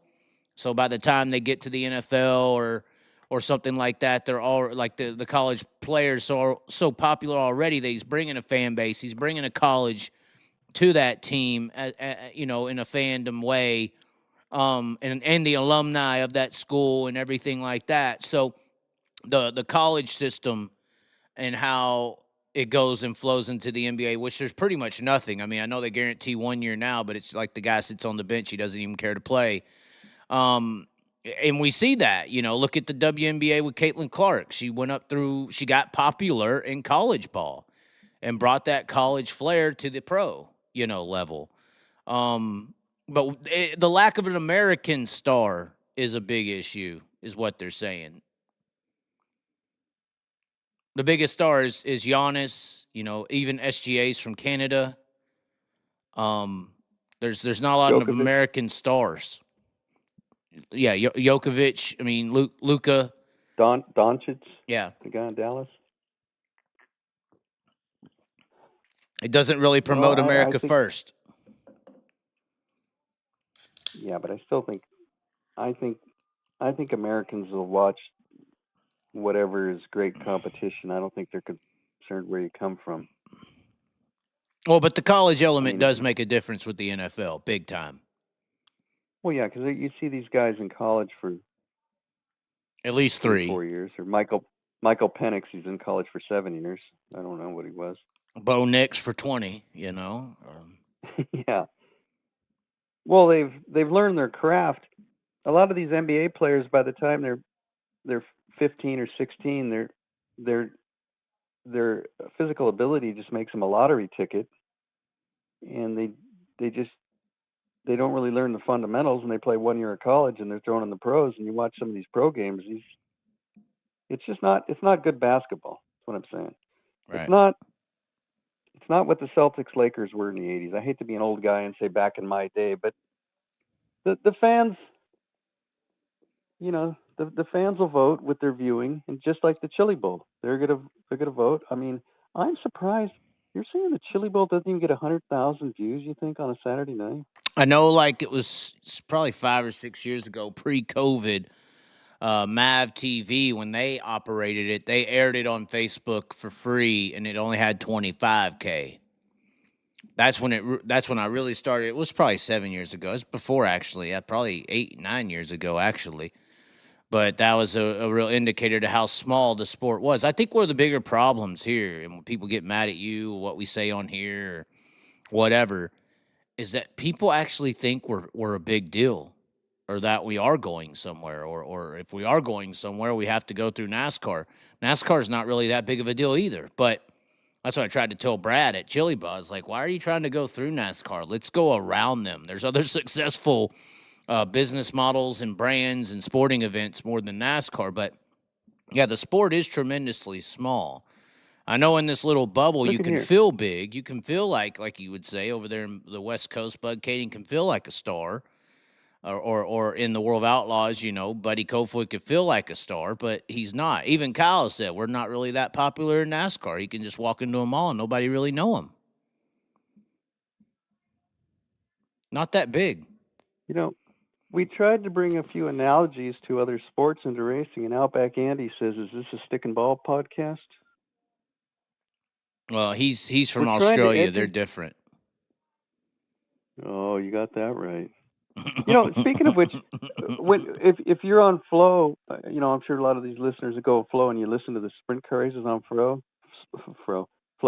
The Australian announcers are just a bunch of yelling loudmouths. Oh, it's shit! Embarrassing. Well, I would say that Wade is for sure. The Perth ones are pretty good.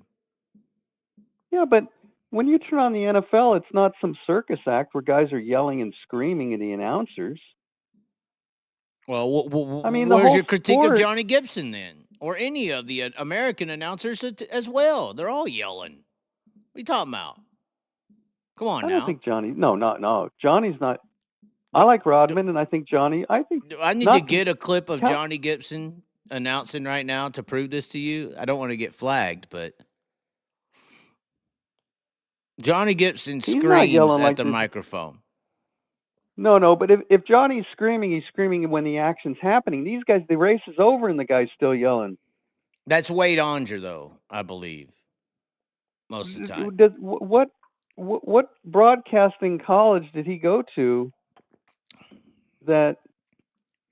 Is he like the officials, just anybody who wanders into the booth that they like has the job? I mean, it's pretty close to that, actually, being a former announcer. Yeah, who won the race last night? It wasn't Jamie Veal. McFadden, I believe. And James McFadden he's yelling. I go, we see he won. You don't need to yell at us. Why are you being mean to Wade Onger? I'm not mean. I'm just critical of what. See, why are you saying I'm mean? I'm just pointing out I don't like his announcing style. This is true. I mean, now but you're like they'll Mr. see it as YouTube mean. Family. I'm a joke. I'm a joke. I love the criticism. I'm a joke. You're a joke, Joe. Because Mr. YouTube's in the F race. Joke Joe, look at him. Do you like the alteration there? Look at it, the one eye and everything. I guess the problem is I feel like we're getting bored here. I know I want to call out Jeremy Elliott and all them for their collusion. Okay. I don't know if you want to do that. I have the definition of speculation and manipulation, misinformation, conspiracy, collusion. I plan on going through all the definitions and pointing out each one, but I don't think that's worth it. You know, I like Jeremy. I ghosted him today. He tried talking to me. I said nope and yep. I'm very upset at Jeremy Elliott. Do you know why? Well, Curious? No, I'm just cutting in. This guy brings up a good point about the F1 announcer. I will not watch the first lap of an F1 race because that guy is yelling at the top of his lungs. It's shameful. I don't even know what this is. Okay. It's like the announcers want to be the star. Let the event be the star. I don't want you to be the star. You're supposed to describe the action to the fans, not to see how loud you can yell and try to be somebody. Somebody said Wade is the best at getting the crowd to come alive.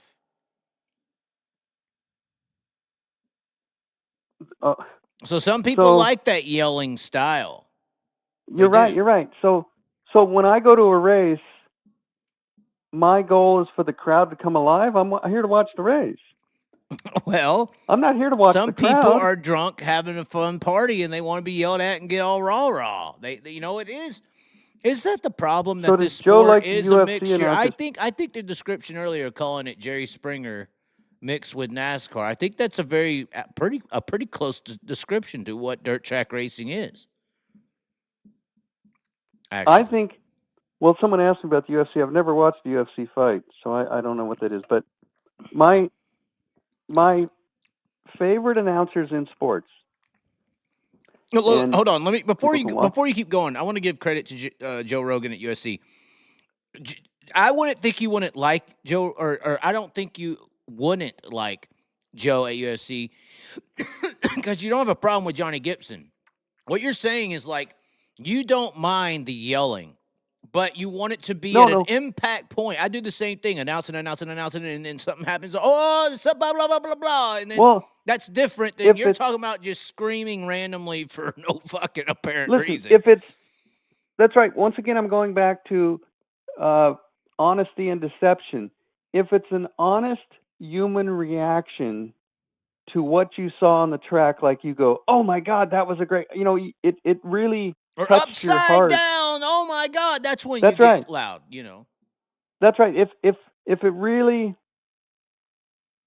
it's real human emotion over an emotional, dramatic moment, I have no problem with it. But if I know the F1 announcer is going to yell on the first corner every single race, it's predetermined shtick. Right. It's shtick. It's an act. It's an act. That's right. It's phony. It's phony. Right. He's not. I don't like phony.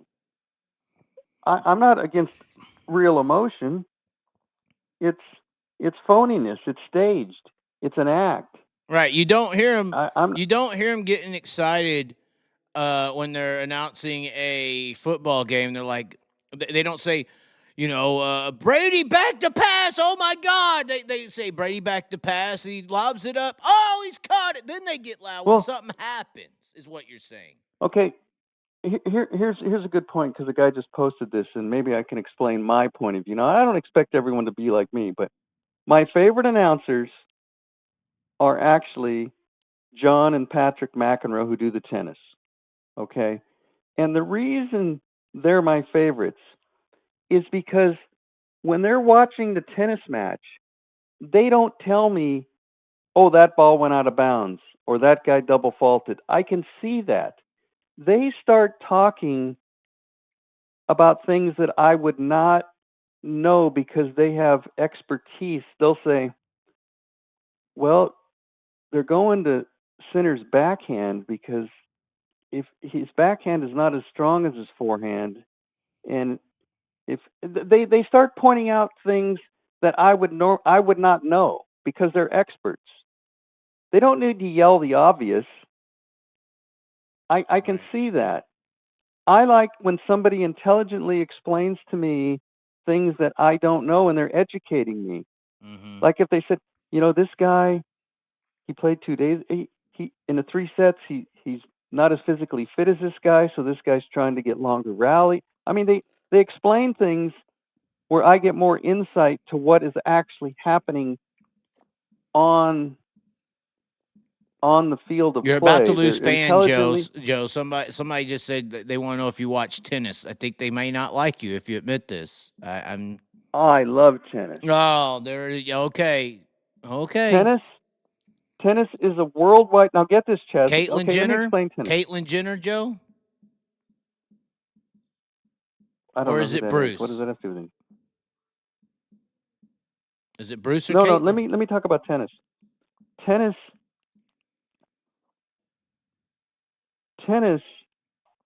has a fairness to it, Chaz, that they can now. If you think the ball is in or out, did you ever see where they zoom the camera in on like the mark the ball left on the ground? Yeah, it's in or out. It don't matter if it's a little, it's out. That's right. There's no. What I like here is this is a pure sport. There's no. My dad bought me an expensive racket. They're going to put me back under the yellow. There's no. I'm the celebrity, so the line moves. I'm the big name. No, it's totally fair. Anybody in the world, and this is a worldwide sport. We just lost viewers. Can Continue play tennis. Talking. It's over. It's over, Joe. Joe. Listen, I'm going to get everyone off your show. That's right. I want everyone to turn off. Tennis. This is the narrow-mindedness of your audience. I'm a man of the world. You're a man of the cultured. World. You're cultured. These tennis players are top flight athletes that compete against. It's the whole world. It's Croatia. It's Russia. It's America. It's Canada. It's Japan. Everybody's welcome, and it's totally fair. The champion of the Australian Open. There's no fixing. There's no Patrick Mahomes bad call. There's no bad bounce. It is as fair and as pure as it can be. Now the Mafia could still pull them off to the side and say, "Hey, there's nobody doping the racket. There's nobody doping the ball. This is true. There's no ball hitting the banner, pulling the banner. The Somebody net's not just said come you down like hearing on the women grunt. Now they're going that low. This is, of course. This is your audience. This is the racing fan. They're going to belittle something they know nothing about. That's correct. They're the macho, beer drinking. We think Robert Bell is a hero because he's ready to die and he shoehorns himself into a car and he's talking. What do you mean shoehorn? If Robert Bell tips over, can you get out of the car? That car's upside down on fire. Why would you have to paint that picture? But I know your point. For sure. Just asking the question.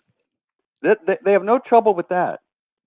But Broke Joe, trying to add a little culture here. I'm sure Outback Andy's tuned out. I thought this was about race. This is about sports and fairness. Mm-hmm. And we're trying. If you're trying to make this a big time sport, you have to look at other big time sports and see how they operate. We're trying to help the dirt trackers, and they resist our help, Chaz, and they try to belittle us. Yeah, I know. I experience this all the time. Fucking bitches. We're trying to help. Listen, I like this guy, Joe. Hold on. Let me not leave all of them out. All of y'all are fucking bitches, not just Caitlin. Continue, Joe. Look at this here. This guy says, Joe definitely watched guys in shorts. Where did he say that? Oh, yeah, there he is, Jim Brown. The great running back for to the me, Cleveland the Browns. UFC is a bunch of guys in bathing suits laying on each other. I don't watch that. Yeah, this is true. This is true. And they probably watched Jerry Springer, too, and loved that. Yeah. Yeah, Hold on, this is a good question as far as the announcing goes. And I have a problem with this. This is like the epitome of your argument where I can't agree. Do you like Wayne Harper from Lincoln announcing? That guy sounds like he is falling asleep. Do you know who I'm talking about, Joe? Oh, he's my favorite. Oh, my God. We cannot agree now. No way to I used to do a Wayne Harper impression on Jeremy's show. I bet you did. My favorite of Wayne, I love Wayne Harper. But Wayne Harper. Maybe if he was up to speed, but now he's like a half corner behind. No. The best part of Wayne Harper is I'll watch a heat race, right? Here you go. I'll do Wayne Harper. And the green flag is out. Glendon Forsythe leading lap 1. And then he'll go. He always goes. He'll go like in the. He'll go. Ray Raymer picking up heat race number 1, followed by. I love Wayne Harper. No, keep going. Wayne Harper is one of my favorites. How does he do it? Say Danny Dietrich goes in the 3 and crashes. Give me that one. Well, half the time he doesn't even see. See, this is what I mean. He's a half lap behind. He's a little up in age now. But I love that. Look at when I have the mute on most of the time. You want to be watching a touchdown get thrown, and then after the touchdown's completed, you want to hear about it? No, I don't. In most sporting events and most racing activities, I have on the mute button. If I'm watching something, oh my God, I don't need. Well, then you don't appreciate announcing. Period. Basically, is what you're saying. You don't. No, I appreciate good announcing. I'll listen to Al Michaels. I like. But you say Wayne like Harper is the epitome or the best one? I think the California announcers are very good. I think Gary Thomas is good. I think Gary Thomas is real good. I think Troy Henning's pretty good, but I like Gary Thomas. What I do is I listen, and if I like the announcers, like Johnny Gibson, I usually have Johnny Gibson on during the race. I don't want to hear the driver introductions. I don't want to hear the sponsors. I don't want to hear he has that catchphrase he always yells out. You wanted the best. No, all that's on mute. All that's on mute. My but God. I think when Johnny's doing the play-by-play, the race by race, when he's just announcing the race, I think he's very good. Somebody just commented, I can't get it out of my head, like Spike says it about Johnny Gibson. He says, fans, please sit down so the people above you can watch the on-track action. And Spike always responds and says, shut the fuck up, you piece of shit. You know, it's like, why is he telling people to sit down? Why? I think like the best announcer, Bobby Gerald used to announce out here the trophy. Bobby Gerald was real good. Here's what I don't like. I don't like when they get multiple announcers in the booth and they think they're comedians and they try to be funny. I thought I did a good job with the 2-layer video, but if I want funny, I'll watch Dave Chappelle's monologue on Saturday Night Live last week. That's funny. I'll watch a professional comedian. If I want comedy, I'll watch a professional comedian. I don't want to see two guys in the booth making jokes, thinking they're funny. I don't think you're right. I think sports is serious. I watch for the competition. I want to see the best compete, and I don't think it's a comedy act. That's just me. If people want to be entertained with music and comedy and drinking and hitting the balloon around, okay, but I want to see the racing. Somebody said they put the mute button on for Joe when he's on. Everybody's entitled to do whatever they want to do. That's fine. Dude, you got to do the Wayne Harper. That's fine. Do a full race. Can you pull up a Lincoln race and Well, try to I used announce to it? see Wayne. I'm kind of out of practice because Lincoln's not on Flow anymore. See, the Wayne Harper. Okay, now I'm going to be a little professional. It sounds like he's talking into the pillow. Wayne Harper and Jim Siegel takes the lead on lap 1, followed by Brandon Raymer. Yeah, he has that kind of voice like he's talking into the pillow. I love Wayne Harper. God. I'm the only guy that loves Wayne Harper. Yeah, you are. Because he's not over announcing. I don't need.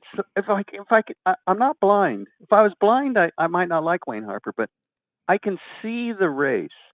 I don't need someone to tell me a car spun in turn 2. You need to watch late models more often. That's where the real announcers are. See, I don't need someone to tell me a car spun in turn 2. John McEnroe and Patrick would explain to me why the guy spun. Oh, he hung up in our face, guys. He literally just hung up in our face. I think it's a 2-hour limit, potentially. Hold on. We're trying to get him back. We couldn't take your Wayne Harper takes anymore. We had to put the click on it. No, I think there was a 2-hour limit there, but continue. Sorry. No, but I don't need someone to state the obvious. I like when somebody gives me insight that I would not have thought of. I'd like an announcer during a sprint car race to tell me, okay, Gravel's running 4th, but it looks like his car is set up for later in the race, and the track is changing. I'd like some real insight to what is going on during a race that I might not have thought of, as opposed to some guy yelling the obvious. So almost like NASCAR. I don't watch that, but if that's the case, yeah, then I would want insight. What about Tony Laporta?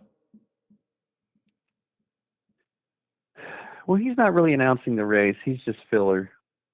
Good filler or bad filler? He's not bad. He's okay. I if I want to watch a wheel spin and some guy, I don't know. He's okay, so question. I think we're done with the announcer deal. You made your point. We could keep talking about how bad they are. And your love for Wayne Harper. I'm not saying how bad they are. I said there's some that are good. Right. But the desired announcing that you want is the better. We could keep going in circles on you explaining it, I feel like. Well, I'm just saying I like someone who's intelligent and giving me insight on the sport I'm watching that is smarter than me and is telling me things I don't know. I don't need someone yelling the obvious. Okay, I don't have any more to say. So, Trump is president.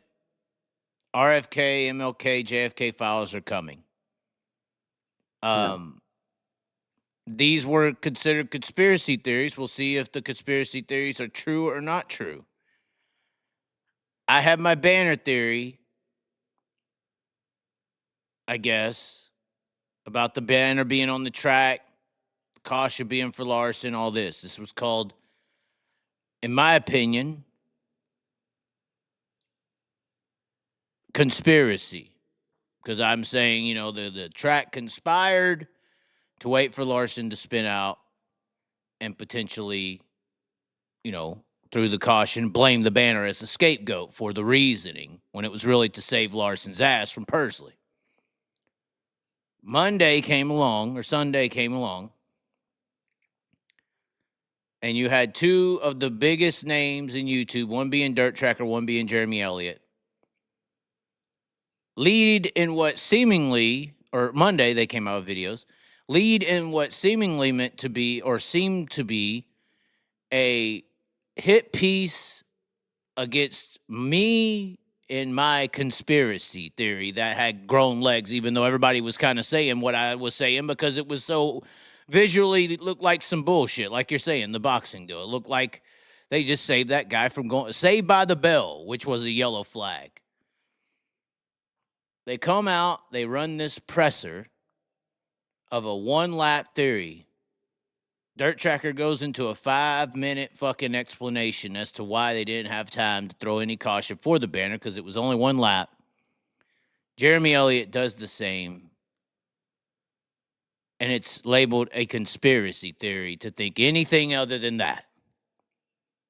And then once again, I provided the video to disprove their shit and called it a one-lap theory because at that point it was a theory because it wasn't based in facts. They took a lie and tried to, in my opinion, collude against what I had said. Both Jeremy and Dirt Tracker, because I know they talk, they colluded to attack me and the people thinking like me as a conspiracy theorist, I guess, is what I was labeled. In my opinion, a defamatory way, using falsified evidence to manipulate information and claiming it was one lap only. I guess all I would ask or say to you is, what do you think of that? And should I be pissed? And what does that show? Because there's still people right now, I would say the majority, who truly think because of what they did that I've argued with them, or I've seen the comments even to today. I've seen people arguing. There's people today that still, just like JFK, they still think it was just one lone shooter or MLK or any of these they still believe it, even though we have evidence, video evidence of that not being true. But because the main conglomerates led with that theory to the masses, that's the believed perception of the reality. What do you think about all of this, Joe? When I was in school, the history books and the people on TV told us Lee Harvey Oswald did it. Mm-hmm. That was fact. That was fact. The main propagandist, I guess at this point we're calling it, because now I'm putting these two in the propaganda machine personally, because that's what that is, right? Do we need to look up propaganda and what that means? Well, I'm just going to say whatever. The going back to Kennedy, the Zapruder film, the clearest film of the assassination. The assassination happened in November of '63. Do you know when the film was actually first seen by the public? Do you know? No. It wasn't shown till 1975. It's a lot of the time. Film, it was 12 years before they ever showed that. Now, it's funny you bring up Kennedy because I think about it. I was born in '57, so he's actually the first president in my life. He was the first elected president. Okay, he was shot and murdered in the head, assassinated on a street in America. The first president that was ever elected in my life was murdered. And once that murder happened, many things, if you look into it, happened that shouldn't have happened, like the body taken out of Dallas and things that were not right. Mm-hmm. You cannot. I'm gonna tie this all together with racing. Okay. You cannot, if you have any common sense, if you look at things objectively, you cannot dispute that the events that happened after don't look right. The fact that the body was taken out of Dallas, which shouldn't have been. The fact that they already seemed to have a description of the killer. Well, he's 5'10". He's white. I go, how would they know that when they don't even know who did it? Everything looks. The fact that Oswald was shot by Jack Ruby. Think about that. The owner of the local nightclub was in the police station basement with a gun murdering somebody. How does that?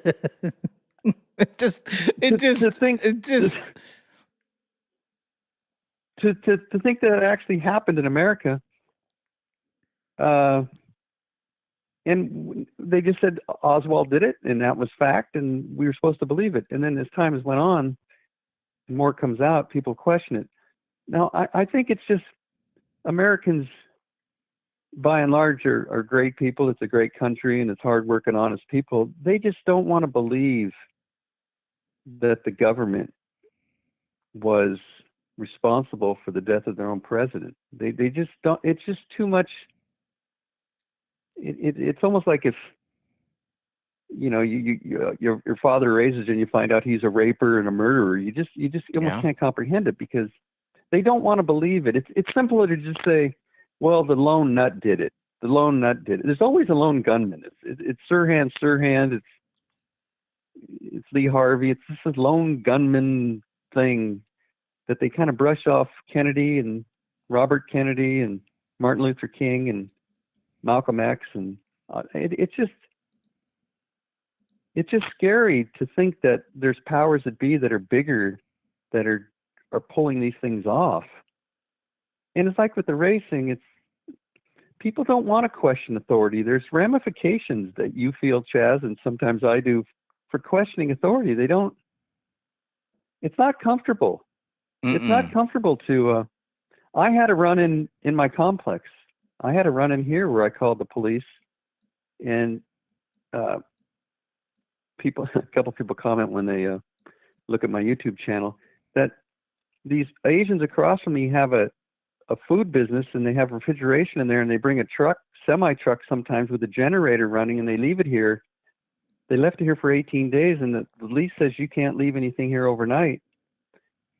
So I said, next time they come, I'm going to park in their spot, and that truck can't get in and stay here. And when I parked there, it was like physical, verbal altercations, and I called the police, and the landlord says I'm in the right. But to do that, your heart rate goes up. You kind of don't feel good about putting yourself in a position of physical and verbal danger for doing what's right. It's easier just to say, oh, that's okay.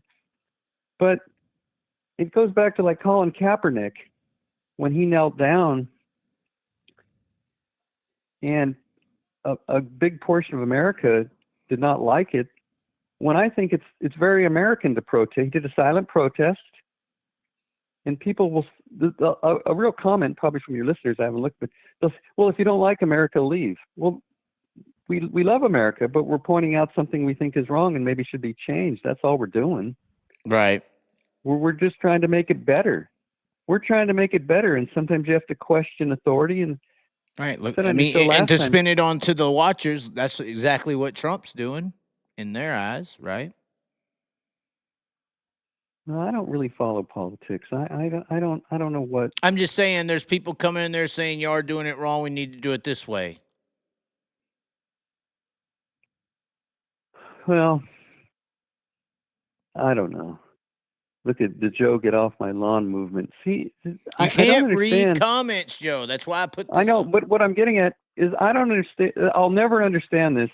I have questioned things that I think are wrong my whole life, and I've paid a price for it. Going back to where I questioned the football coach shouldn't be coaching, and my dad said, if you quit, you got to sit out football for the rest of your life. It's the questioning of authority or the powers that be. Most people won't do it. They're gutless. Yeah. But when the history books are written and people go back and look at it, I think they do admire the people who took a stand, because that's what made the country to begin with. The country left England because they didn't like how they were treated, so they came over here. Right. So it's in the DNA of this country to question things. And I don't understand. I'm completely baffled why, if we question the yellow flag and maybe Kyle getting favoritism, why they spin it that we hate Kyle. Right. We don't hate Kyle. 100%. Correct. I'll say Kyle's the greatest, and I'll say Kyle's the greatest until I see somebody better. But if I say he shouldn't have wore the watch, they go, Joe's a hater. I go, right. What is? That's just uneducated people. I'm sure not everybody listening is uneducated, and the silent majority is probably agreeing with me. And but I mean, Jeremy and Dirt Tracker don't seem to be uneducated, and technically they're not. But they make their living. They're, the people they interview or the people they talk to or the people that pay their bills, they have strings attached, to some degree. You know, I don't, and you don't, and it's just Well, I do. like I said. The I think people who that the people who attach to me though know that comes with the price to pay. The price to pay is the truth over everything else, or a free speaking mind. I ain't got leashes. I guess you're saying they got leashes. I don't have leashes. well, everyone's looking out for their own interest. And there's people who can take away your livelihood or your future. They have to be cautious. Like I earned my It money did fair and seem like square. they had an inhibited need to protect the establishment of the situation. But look at all the racers, Chaz. Look at all the sprint car and dirt track racers. The whole pit area, all the drivers you talk to. Yeah. There's people who will talk to you, but they won't talk to you on camera. What are they scared of? Why don't they come on camera? I don't ask me. Why don't Tanner Holmes' mom go, hey, if Sneak Joe's a clown, I'll give you an hour on my show. Let's just come on the show and let's talk about what do you think he said? What are they? Why are They they don't hiding? want to get mixed up in the drama, I would assume. They got No, an no, no. image they're What drama? protecting. They don't want to So they're aiming high instead of going low like we are, blah, blah, blah, blah, blah. no, but if she's personally calling me a clown, I'm just calling her out. Say, come on the show and explain to me why I'm a clown or a joke. Why am I a joke? That's all. Well, it didn't work Maybe she out can do it well. in It 30 didn't work seconds. out well for the NARC guy, though, Jim Allen, you know. I mean, you came in here and caught him in everything, so. I'm not here to cause a problem. I'm here to point out the problems. That's an Asian guy yelling at me. Says, "You're the problem." I go, "No, I'm trying to. You broke the lease. You're leaving a semi rig here with a generator running. You're causing the problem. I'm trying to solve the problem. Why? How am I the problem? I become the problem by pointing out the problem." Right. Peter Murphy thought I was a problem because I mentioned he discounted the dash. Well, I didn't do anything wrong. I'm just pointing out what I think's wrong. They don't want you pointing things out, Chaz. You're not supposed to be talking like this. Yeah, it's an image. It's the ego at the end of the day, too. It's the ego at the end of the day. You go. But Dirt Tracker and Jeremy is supposed to represent this Okay, authenticity the of unbiased media. I would assume, right? That's what they're doing, right? I mean, God, I did make a mistake. I'm supposed to call him Mr. YouTube. Somebody points out Mr. YouTube is awesome for the Speedway and the USA and America. Really, he's awesome. The F race was awesome. Did you watch the F race, Chaz? I didn't watch the F race, no. Why not? The biggest star in the building was in it. Come on, to people, not to me. I'm sure there's a lot of people. Now, I'm sure there is a lot of people who watch that F main that would not have if Tanner Holmes was not in it. Do you think they shut it off after the F main was over? I do think the ratings took a spike when Tanner Holmes rode onto the track. Yes. In the F race. Yes. There are people who will go out of their way to watch what Tanner does. Guaranteed. Do you think they were disappointed, or what do you think they thought? Oh, he did his best. It's soccer mom stuff. Come on now, Joe. It's soccer. So this sport that you've dedicated your life to covering, we've determined tonight, is never going to grow out of the roots of what it currently is. It's because the sport is full of a bunch of fucking bitches. Yeah. But you're not going to give up. They're close to winning, Joe. They are close. They're close to winning. They're really doing a header on this one, especially when you got, control media setting a narrative. When you got the 10,000 or 20,000 people that see my video, knowing that the banner was on the track for 4 laps, but you got 75 or 80,000 people arguing that it was only on the track for 1. That how you gonna beat that? How you ever gonna beat that? If you got these media entities out here literally lying and then defamating you by calling you the conspiracy theorist for believing it was on there for more than 1. Well, what I don't understand is when you have a different opinion, they don't say Chaz has a different opinion. This this this catchphrase conspiracy theory, to me it equates you're some kind of joke. Yeah. You're a crackpot. Conspiracy theory means this is just some guy. I think that's why I do call it defamatory, technically. I think the conspiracy theory thing came up after the Kennedy assassination when people said Oswald didn't do it. They go, "Oh, you're conspiracy theorists." I think that's the first time I remember hearing it. So, are you saying the banner was kind of hooked to the grassy knoll? There could have been a second banner. This is possible. This could be the new theory, the official theory.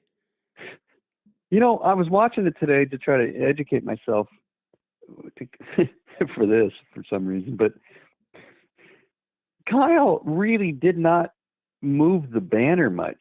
He went up on the wall. The banner was But when you see from the infield shot Kyle right up on the wall, and the banner is still kind of hooked.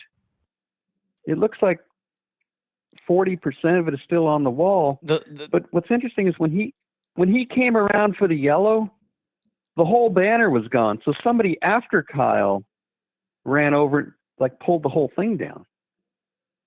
Potentially, it was odd. It's an odd visual.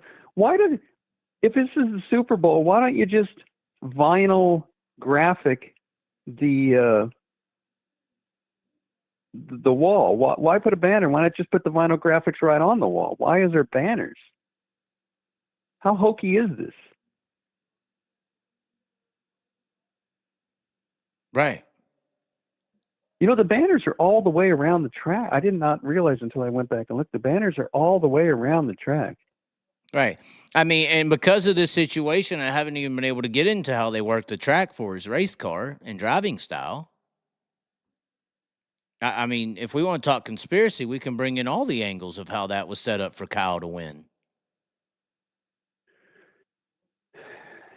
Yeah. See,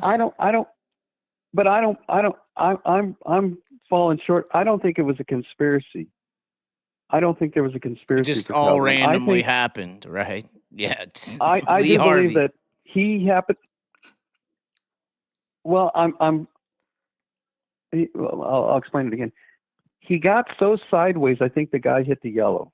I don't think the guy was thinking we're going to help Kyle win. I think he saw a car 90 degrees, and he just hit I don't think the guy hitting the yellow was trying to help Kyle. But now your point, once the yellow was hit, then there was a decision of what to do with Kyle. Right. Because if he threw that caution to, let's say, save his life or something, because he was spinning in front of oncoming cars almost 90 degrees, then he's still the cause of the caution. This is why the cause of the caution can't be the banner, because the banner being on the ground, we got the video of the flag man pointing to the banner as the cars go by, it's green. He then walks away after a lap of pointing at the banner. So he's already identified to the drivers, hey, the banner's right there, keep going. They stay green. The banner did not change. Okay. The only thing that changed was Kyle. So Kyle is the cause. Right. Let me ask you. But I think, let me ask you if this would have happened if you'd have been even more upset. If they had thrown the yellow for Kyle, which I believe they did, and they would have said, hey, it's an inadvertent yellow, the guy shouldn't have hit it, would you have been more upset? I mean, it seems like that's what they're blaming anyway, right? But they're not blaming. They're not saying that. Even though you had the flow announcers, the flow announcers say it was for Kyle. The announcers in the building said it was for Kyle, and then everything changed. That's right. Now, that's right. I don't know what wheels were in motion, and we don't know if it had been somebody else leading that race. Right. We will never know. Well, somebody knows. Who determined Kyle wasn't going to the back? Who did? somebody had to make that decision in 5 or 10 seconds because, they were rolling around the track. Is there a race director? Probably the same person who let Ricky Stenhouse go. Probably the same person who didn't, black flag Kofoid getting dumped. Probably these same people who black flag Bernal. Probably these same people who play favoritism in that building all the fucking time. And that's cause for speculation. Yeah. It ain't. Does this stuff go on in Pennsylvania like this? Is Pennsylvania like California? Is there just wild stuff going on every week? Well, the problem is like in a building like that, in a situation like that, Patrick Mahomes is the fucking quarterback and they're in the Chiefs building. Whereas in PA, there's too many fans of too many different people. They can't just get away with it too easy because there's too many fucking people ready to tear the place down if you pull some blatant shit off. It ain't just one guy that everyone's going to, live or die for. Well, it happened. Kyle won the race. I'm more concerned about the media pushing the collusion. I'm more concerned about that, but. Because it proves no matter if it's true or false, whether the evidence is real or not, whether the facts, although these people work on facts, whether the facts are there or not, they can push something that creates it into a reality. They are changing the perception of what reality is with false information.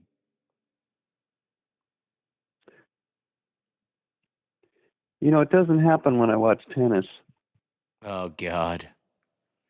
All right. Back to perception. Speaking of this, we'll make this your last one. I know you got to go to sleep. Okay. You got places to go, people to meet. Going to a card show tomorrow. You are. What are you looking for? Yeah.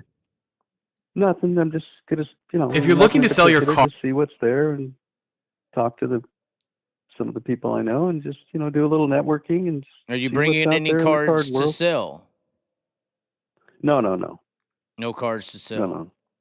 No, I don't sell. I'll bring some cash and I'm going to bring a few items to show friends of mine that, hey, I got this. And they'll say, what'd you buy lately? And I'll say, I got this, I got that. Just hobnob. And I mean, you never know. You never know what you might see or might find or might run into. So true. It's kind of has that, it's kind of like a swap meet. There's the unknown. I mean, I'm not going there with any particular plan, but you just never know. I mean, there's going to be 300 tables. It's pretty big. So you never know. Correct. So we still have people in here arguing about the banner and all that. I don't really care about the banner. I care more so at this point. Now I'm switching to liars telling lies and the majority of people believing the lies, altering perception into reality. Obviously, yesterday, you may have big comments on this, Joe. I did. Zach Hampton announced his Rookie of the Year campaign with the Bill Rose number 6. Correct, Joe? Did you hear about this? Yeah. So Dirt Tracker made a video about it. Of course, Dirt Tracker and him are tight. He builds his own cars. I don't know if you saw this, Joe. I mean, Zach Hampton has built his own car. When he had those videos up, I learned a few things. I watched most of them. Yeah, Zach Hampton's a good guy, but he does get into wrecks, and that was my point here on my comment. Put a comment on there. Yeah. I said it had to be a 6-figure crash deposit on the 6. He has always seemingly junked cars at least 6 times this last year. Has he gone through any concussion protocol or cleared to race? I know you like stats and seemingly have a relationship with Zach. Is there a stat that shows how many nights he ran and completed versus wadding up the car? Harsh comment, Joe, or no? This is a very interesting phenomenon that this year so many rookies are going to hit national series. This is something I think when you split the series in two and you weaken the competition of each, somehow you've now invited. Are the Outlaws going to have? Is it is it 6 rookies the Outlaws might have? I think we're realizing right now that high limit's done. If I'm flowing high limit, I am shaking in my fucking boots right now. Like, I don't know the economics of. I know how much it costs to run a car, and I'm just surprised that these people are going to take on the Outlaw Tour with. I don't know. I don't. Maybe they just want to go out and run around in the back. I don't know. When I was first watching the Outlaws in the '80s, the guys who used to go on tour for the most part were guys who had won locally, like right, Brad Doty, winners, perform well. Bobby Davis, he went on the tour. Ron Schumann, or it was like it was the best of the best. Right. You had to almost earn to be an outlaw. It was like a privilege, an honor. You're playing you qualify. That you it was earned, like a qualifying. That you weren't. But there was always, one or two guys who would kind of follow the tour, but they weren't really going to be competitive, which was the good lap traffic. I guess that's okay too. Yeah, but now, like half the guys on tour, it seems. If you have 6 rookies, although I think Cole Macedo will do good. See, I think Cole Macedo's earned with his performance. He's won a main event, or he's performed with the regional series. He's won regionally. He's performed at some major events. He's displayed ability. That's right. He's displayed the capability of performing on a national stage. That I look forward to seeing how he does. I'd like to see him do well. Are you looking forward to Chris Wyndham? Are you looking forward to Zach Hampton? Are you looking forward to Skylar G? Are you looking forward to any of these guys? I mean, this is very strange. This is something I've never seen before, that this many guys are going out. And I don't know. I don't know. I'm a competitor. I like winning. I try to win. My goal is to win. And I know you need experience. You got to go on the road, but it almost goes back to my Chili Bowl qualifications.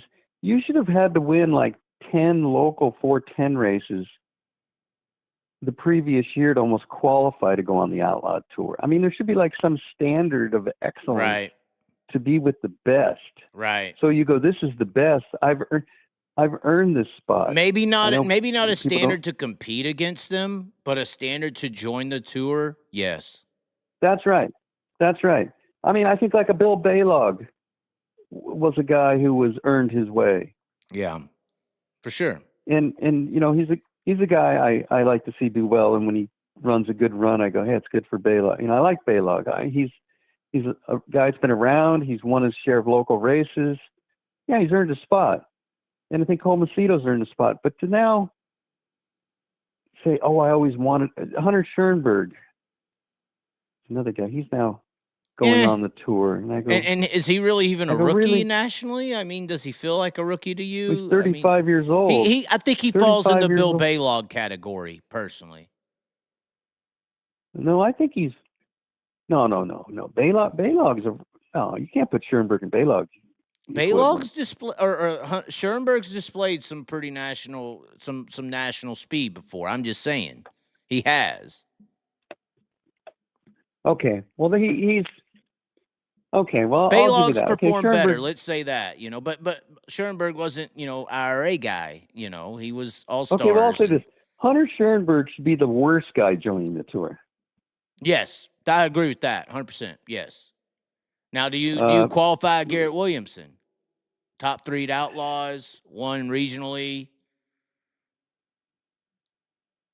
No, see, I would say, listen, you got to run locally a little more. You got to show me a little more. You got to win. One at Houston, 7 or 8 winning races at Houston, winning at Knoxville, top 3 in the Outlaws isn't enough to you.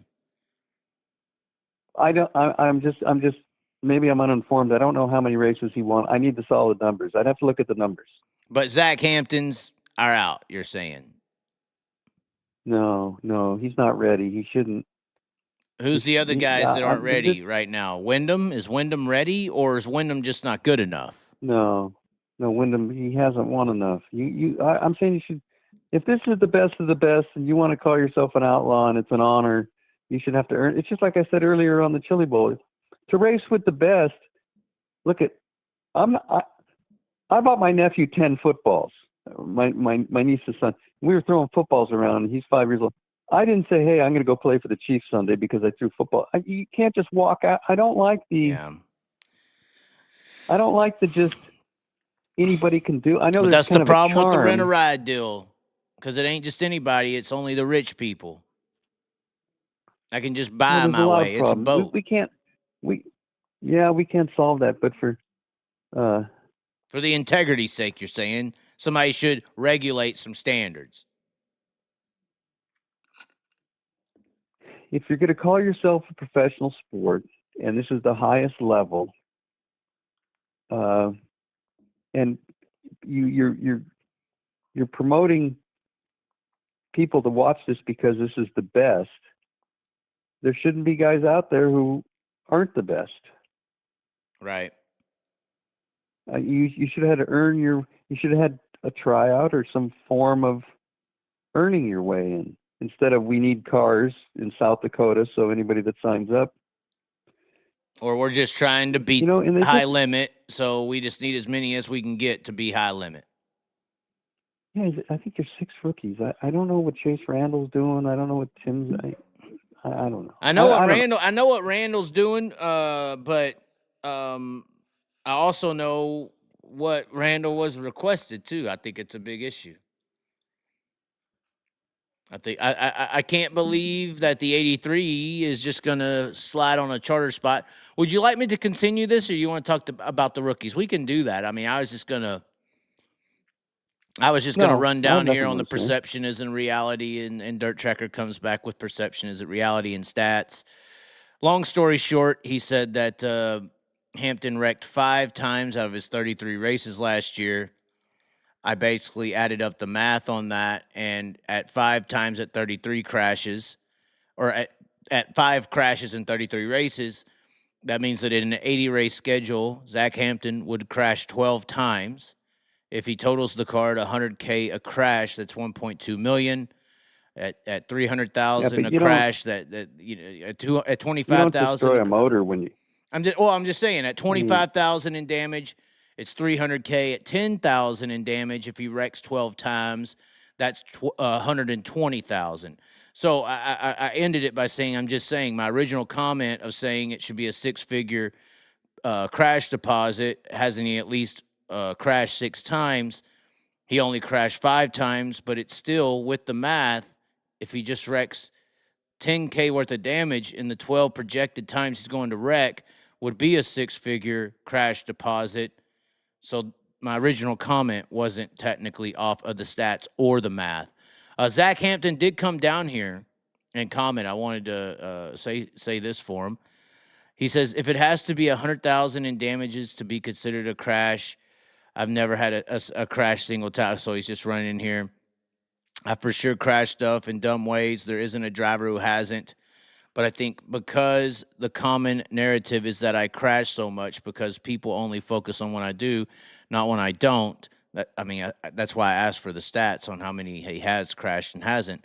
He said, I have no problem with people having the opinion. Having the opinion, I guess he meant to say they do. He put I do.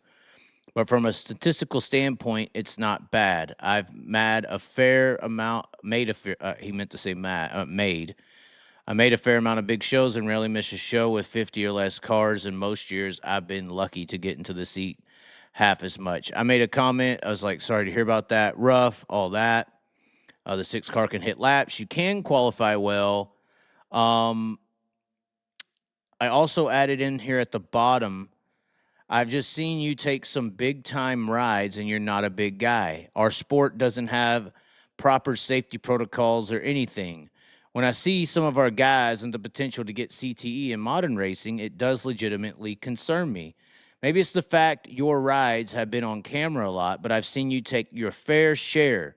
I'm just not sure whether it's luck or driving that causes someone to consistently or to be consistently in big wrecks, or if they should continue for personal reasons. It is America, however, and I guess that choice is ultimately yours. Once again, hope is a huge thing, biggest strength and biggest weakness. I hope it does work out for the betterment. But regardless, the original comment was not incorrect. 6 figures, even if he wrecks 12 times at the projected time. He's saying he doesn't wreck when people see him. He finishes plenty of races. That's why I asked for the races, how many times he wrecked. 5 crashes every 33 starts is 12 crashes in an 80 race schedule. 10,000 a crash, it's 120K. But I do think there's issues there with some of these guys. I've seen Zach Hampton ride big time, Joe. Big time. Have you not? Well, I'm just wondering what happened to drug testing of the drivers. What happened to any regulation of the drivers? It seems like you got to wreck somebody they don't like or they like, and now you're in trouble and you got to go to the room. Yeah, but didn't they have drug testing and then it went away in the sport? Wasn't that something like a couple of years ago was a big deal? It was. This is the problem we get at on all this stuff, Chaz. There's really no rules. Nothing's really enforced. I go back to my car. I hate to, I have to bring my examples in. When Justin ran my car against the Outlaws, 2 times we were in the dash, a handful of times, but 2 of the times we were in the dash, they penalized us for being late to the work area, and we weren't late. They can just move my car back. Yeah. They just moved it back. We finished like 6th in the dash. They go, "You're starting to main 8th. Why? You were late to the work area." No, we weren't. They just made up rules. Right. Things are just made up. Yeah, there's no regulation. Now there's no one there to say they can't do it. Right. Exactly. There's no one there.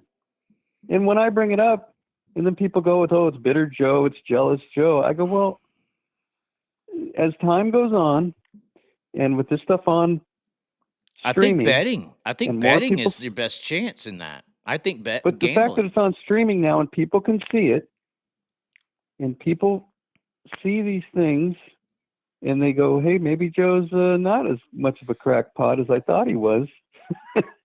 maybe there's something to this." And they see the banner thing, and they see certain things that don't look right to their eye in the name of fairness. I'm hoping maybe the powers that be do clean it up. The gambling might be one way, but I do believe that me being on your show and critiquing KWS, I think the guys who run KWS, I think they're a little fairer in what they're doing, knowing that it'll be outed. Mm-hmm. I believe it had some influence. Maybe maybe it didn't, but I think people are more conscious of. I just wish they wouldn't let things go. If somebody sees something wrong, I wish people would stand up to it, because the car owners and the car owners have the power. They really have the power. The Outlaws don't have the power. It's the car owners. The car owners can say, "Hey, we're not racing here tonight." What are the Outlaws going to do? Yeah. And that's the whole reason the Chili Bowl in the shootout gets away with what they do as well. People keep coming. They keep paying the bill. That's right. Fans keep the car rolling owners in. have the power. The cars do have the power. Peasant Row is filled. Peasant Row is filled. Right. Right. Yeah.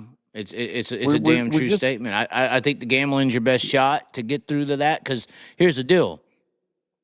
There's $100,000 on Dason Pursley to win that race, or a capital of, say, $2 or $3 million. You got a problem now. You got a problem. You know, that's an issue. That's where real money will come in and trump everybody.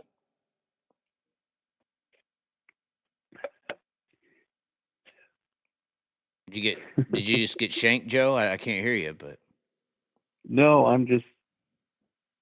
It seems like every time I'm on the show, the longer it goes, the more it almost gets I tried to start off real positive, Oh and the God. longer it goes, it just gets dragged down into this The negative night owl muck. comes out. The night owls come out, and that's what happens. Hold on, let's look at the. Let's do some nice stuff. Let's look at the rookie of the years. Who's gonna take it? I have a feeling, Joe, that for the first time in your life, you are gonna go homebody against your nemesis, and you are picking Cole Macedo. I just have a feeling you are. You are. I spend my time, and I should be thanked for coming on the show. I spend my time coming on the show and trying to give him some of my insight to the racing. And the minute I hang up, in the next show, you'll have callers on bad-mouthing me. I'll be bad-mouthing them with them. Yeah, I'll be joining in. That's right. You've actually said, I saw on one of your shows, that I hate Carson Macedo. you not as much as you're going to hate Tanner Holmes next year. That's going to be the show. No, I'm telling you. Listen, I don't call him by his name, Mr. YouTube. Mr. YouTube, I have said on the show, and I'll say this again, I think he's a great young man, and if I had a daughter, I'd probably want him to marry her. But yeah, I'm talking about I do not hate these people personally. I'm just talking about in terms of racing. And I think Cole Macedo is going to win this Rookie of the Year handily. He's way better than those guys. He's going to smack him around, you think? Those other rookies? I think Cole Macedo is going to be. I don't know about the 2C car. I think the closest thing. No, don't blame. I think the closest thing to getting them, honestly, is Hunter Schoenberg, man. That's a lot of laps out there on the tour. He's been in big events, big shows, consistently. Okay, now they're going to put a lot of money and effort behind that car. I mean, I want to say Garrett Williamson, but Garrett Williamson went out there and got his ass handed to him on the West Coast. He's got the best upside. I'll say that. He's got the best upside long term. Right there with Cole Macedo, I'll say. Skylar G's a wild card, by the way, but continue. No, you brought this up. You brought this up during the some Chili Bowl performance. Cole Macedo, whatever you think about California racing, there's no denying what the gauntlet, the drivers that it turns out. You've mentioned this. When you go through the gauntlet of these tracks, now I know there's no big tracks, which is, I think, easier to drive. When you go through Placerville, Antioch, Chico, Tulare, Hanford, Ocean, and racing the group of guys that are out here that are always underestimated on a national scale, they'll always say Danny Dietrich's better than Dominic Scelzi. They'll always say Freddie Raymer's better than Justice. They're always going to downplay what's out here. Yet when they come out here, I think Freddie Raymer ran the Trophy Cup a couple times. I don't even think he made the Prelim A. Right. This gauntlet, this gauntlet that gauntlet takes a 16-year-old kid, throws him in the C main at Williams Grove, and wins the fucking race. You know, Buddy won an outlaw race at the Grove already. And just look at some of the names that people might not have known with Ruschenberg and Landon Brooks. Those guys. Ruschenberg is Arizona. Ruschenberg's Arizona. Yeah, but he runs. They don't race sprint cars in Arizona. He's going to be up here at Chico and Placerville. He's here. I don't care where he's born. I'm talking about where they race. Right. And I would say to any parent out there that has a talented son or daughter that wants to race and they're 14, 15, if they could come out here where Gio and Buddy and Kyle and Rico and Kyle was here for like 4 solid years before he left. You know, Kyle didn't run the Keith Coons midget till he was 19. Kyle had run 200 races in the California sprint car scene. So, well, I did suggest to the Bowden family, they're 14, they got some 360s. They said, "What should we do with them? Go ASCS?" I said, "No, go to California." That's right. Come out here. We'll see how good you are and how good you might be. Right. And Cole Macedo, he's more outlaw ready. He's gonna. I'm saying he'll top 5 and he'll be a threat to win some races. You're not saying he's outlaw already as far as traveling and all that. You're talking about competition-wise, he's as close as you're going to get. He's used to he's high better level. than all those other guys. He's used to high-level competition. He's more ready than those other guys. Even more. He's traveled even a little bit. Even more than Wyndham, even more than Wyndham, who's had 3 years, I believe, on the road. Wyndham can't hold a candle to Colmacedo. Yeah, I don't think. Wyndham and Schoenberg will be close. No. Cole's up on the wheel. Cole's going to get after it. He's going to race. I meant Wyndham and Schoenberg are going to be close to each other, not close to Cole. Yeah, that's true. That's true. Your only threat's Garrett Williamson. There's upside with him. I'm telling you. No, he's if Garrett Williamson ran on the West Coast, and he's one of those Danny Sams. You know he's a Danny Sams guy, right? I still think these guys would be better suited if they got off this national thing and just said, I'm going to run California. I'm going to run the high limit when it comes to the Outlaws. I'm going to go to the Dirt Cup. I'm going to see if I can beat Justin and Shane Golobic and Dom and Neto. And I'm going to race all these. I'm going to race Ocean. I just think it's proven to be a better training ground. Look who's out there. Look at the California guys out there. Even at the Chili Bowl. I mean, I hate to say it because I'm from California. I wish I was from a different state. Look at Matt Wood Racing. I still have the same view. Look what they did. Yeah. Well, they should have. They've been out there enough years. And, they said it was a great performance, which it was. But Golubic's been there 18 years. I don't know. He hasn't won the thing 3 or 4 times at this point. I don't know why he's barely hitting the podium. I think Burnell, Ryan Burnell was a phenom. Yeah, when he was out here best. Starting out. Burnell, I pegged Burnell as the guy who would win the Chili Bowl multiple times. I think he drove for. He's a non-wing guy, right? The best. When Ryan Burnell was running non-wing 360s at Tulare, he dominated that place. I mean, I know Ryan kind of doesn't race a lot. I know he got married and he's a firefighter. Got on with his life. I had an interesting conversation with Ryan Burnell over 10 years ago at Petaluma. He was in his early 20s, I believe. I've known Ryan, known his father. He was telling me, and it was very good. He was saying, I've won a lot of races. But I'm never going to go anywhere and race. It's just not, I don't have money behind me. It's not going to happen. And he had just met the lady, Gabby, that he married. And I think her family is hardworking and firefighters, or I'm not sure. He was going to be a PG&E. I get confused. He was going to be a firefighter. He worked for PG&E, or he was going to work for PG&E. He's a firefighter. But Ryan saw that his abilities were not going to get him farther in the career. Because of the pocketbook. He was right. That's right. But the potential of Ryan in a midget, and especially non-wing, he hasn't fared as well with a wing on. I don't really understand why. But yeah, he's a non-wing guy. I thought he was the biggest hitter out of their camp, technically, because of that. Yeah, I used to, when I was with the Golobics, I'd always bother Shane that Ryan's better than you in the midget. And he says, yeah, he is. Ryan could win the Chili Bowl. It wouldn't surprise me. And I'd be surprised if he doesn't win it. So it was good to see Matt Wood get their act together. And they did have some bad luck. They have some bad luck. I don't know. Maybe I don't know. I don't know why they fared so much better now than before, when they had the potential before to do it. They didn't do it. But I wouldn't be surprised if Burnell won the Chili Bowl. He wouldn't surprise me at all. Mm. But that being said, I guess we were talking about these drivers and being race ready and Rookie of the Year. Yeah, Colmacedo. He's way more ahead of these other guys. I don't care. I haven't seen Schoenberg race a lot. I know he ran the All-Stars kind of full time, but I don't ever remember him. I know he won like 4 or 5 All-Star races, but I don't ever remember. See, someone brought this up about Tanner Holmes. I should call Mr. YouTube.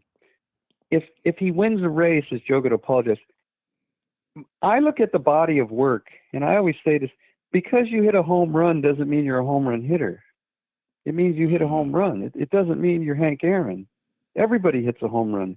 if you run enough races, you're going to win here and there just due to circumstances if you're halfway decent. It's the guys that win 10% of their races locally. You got to win a percentage. You got to win 8-10%, not 1 out of 100. But the fans of these guys, you know, if they win 1 out of 100, they're a winner. But I look at the body of work, and I look at Cole Macito's body of work. He's going to do good out there. I just hope the car don't let him down. Well, I have a feeling with his backing that if the car looks like it's letting him down, they'll do something to make it not let him down, if that makes sense. Yeah, I'm saying he'll have Tarleton support one way or another. Behind you got into this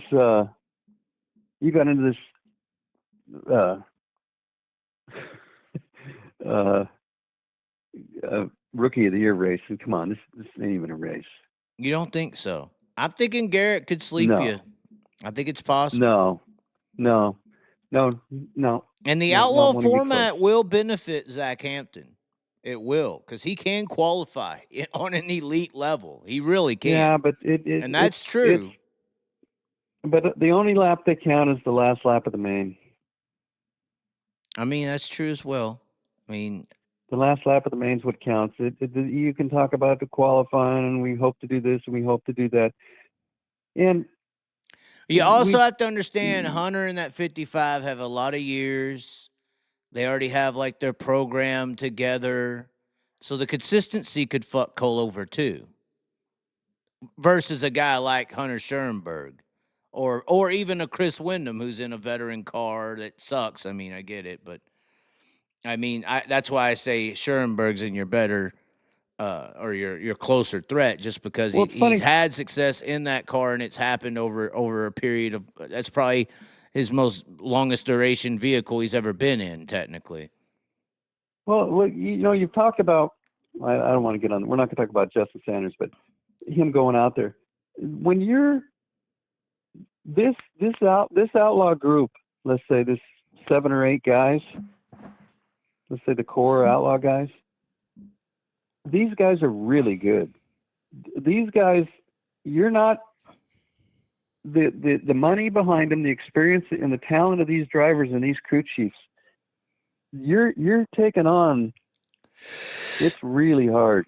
It's really hard. It's not like if you race, you'll fluke into a good finish. You're not. These guys are on it. And when you bring in the local guys to race with them, they don't hand out those top 10s.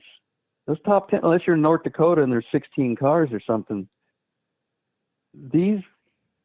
I think they're underestimating what they're up against. Well, and I also think, you know, the whole notion that High Limit had the depth, but Outlaws had more top-heavy talent, that's gone. That's completely obliterated now. See, I think this is the coffin year for High Limit. I think that's potentially why Roth isn't sending another car out to claim that charter. I think this could be the one, the two and done season here. I mean, well, and if Rico's not there, he's one of the, if not the biggest draw in sprint car racing. The only draw at High Limit. Who else is drawing, Joe? If Rico's not there and Corey Day don't show up to half of them, you know, what is it? What is it? It's a Larson or bust series. Always has been. Is that why Casey was not going to run full time, and all of a sudden Casey is full time? Is they realized we need that car? You know, I would put Jade Avedisian in the Roth car this year, at least to collect the charter. No, I would. This goes back to. But Justin, I'd love to see Avedisian. I never thought of that. But I mean, all they got to do is just go run a year, Joe. I thought it would be a good idea with Avedisian. You'd introduce a female driver, low expectations. You need to put a year in. You this is your Jai Corbett. No. If Avedisian would have raced sprint cars in California for 2 or 3 years. Look, Joe. All I'm saying is I would trust Avedisian in the 83 more than Zach Hampton in the 6. Well, see, yeah, that's all I'm saying. Well, that's not saying much. I know, but that's all I'm saying. I'm just talking about collecting the charter. They got to run this next year to collect it, Joe. I could find a better charter for you, a guy. I'm sure you could. There's a lot of drivers across the country that could do. Are we starting the push for Justin to the 83 JR right now tonight? Is this going to be the new charge? No, he wouldn't do it. His schedule and Roth Motorsports asked Justin to come run on the high limit tour. He has to say no, you're saying?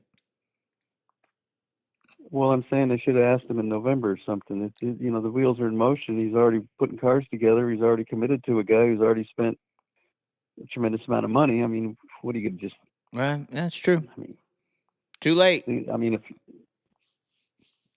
But your point, is that what you were going to say? Is that wrapped up with that idea? Just too much money put in, or? Well, there's loyalty to someone who's helped you out. I mean, it's not going to... Oh, it's true. You're dating this girl for 6 months. It's going good. Some other girl comes along. You just go, hey, that's it. I'm done with you. Look at this. I mean, maybe. Well, in this... I don't know. and I made this point on the show the other day. The 83 JR not committing to another year is destroying the importance of the charter. Because these other people... We don't even know what the charter is. Well, that's what I mean. Like Hunter Schoenberg and Garrett Williamson and all these other people are potentially making a decision here.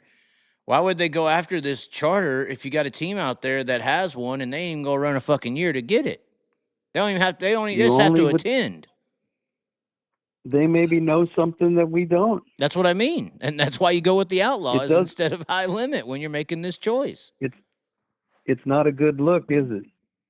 It ain't. It's a one and done season. So you're dangling this charter out there like it's the big goal, and the guy who has one says, we don't care.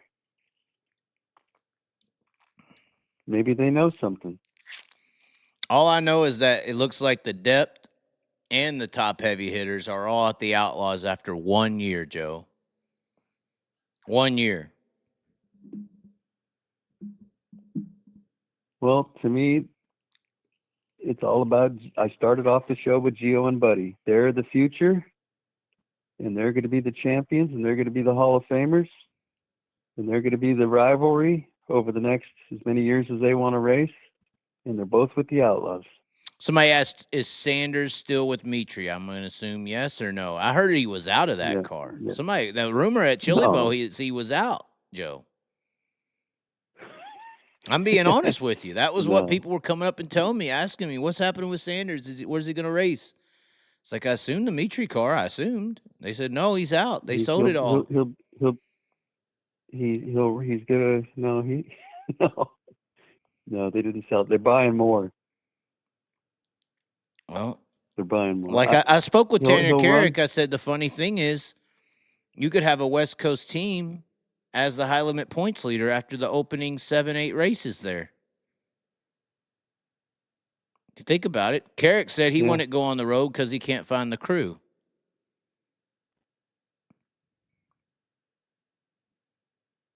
Huh. Carrick's an actually decent kind of guy. Very quiet, though. People were, after I talked to him, like, he's never talked that much. It's kind of weird. But that's a good point. When we talk about going through the California Gauntlet, there's a guy you have to deal with every week. Right.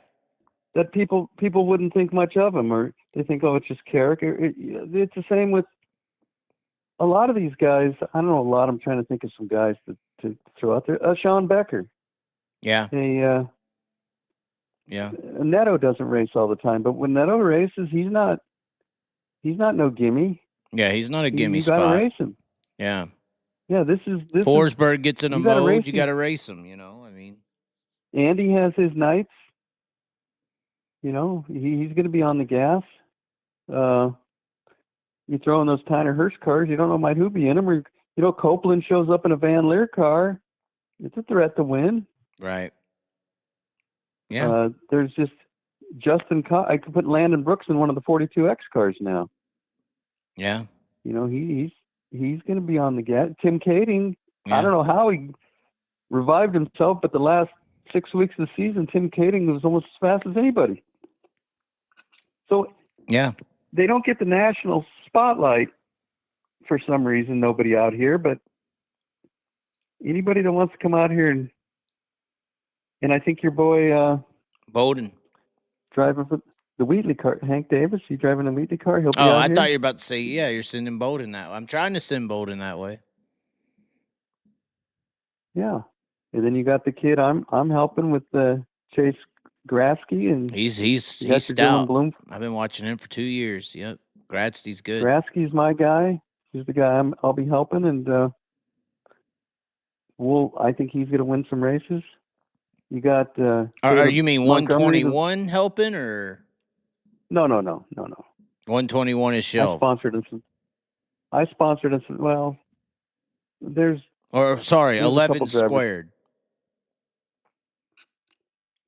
I'll say that I don't think I'll run a car this year, and I think I'll have a car next year. I guess money's the only thing that could change your mind, or just too many projects.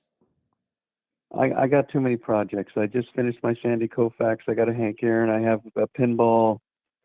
A friend of mine with a high-end pinball collection is wanting me to go through the games and sell the games, but some of the games are so nice I might have to buy them. So my time's kind of taken up on another project. But, next year I'll be there.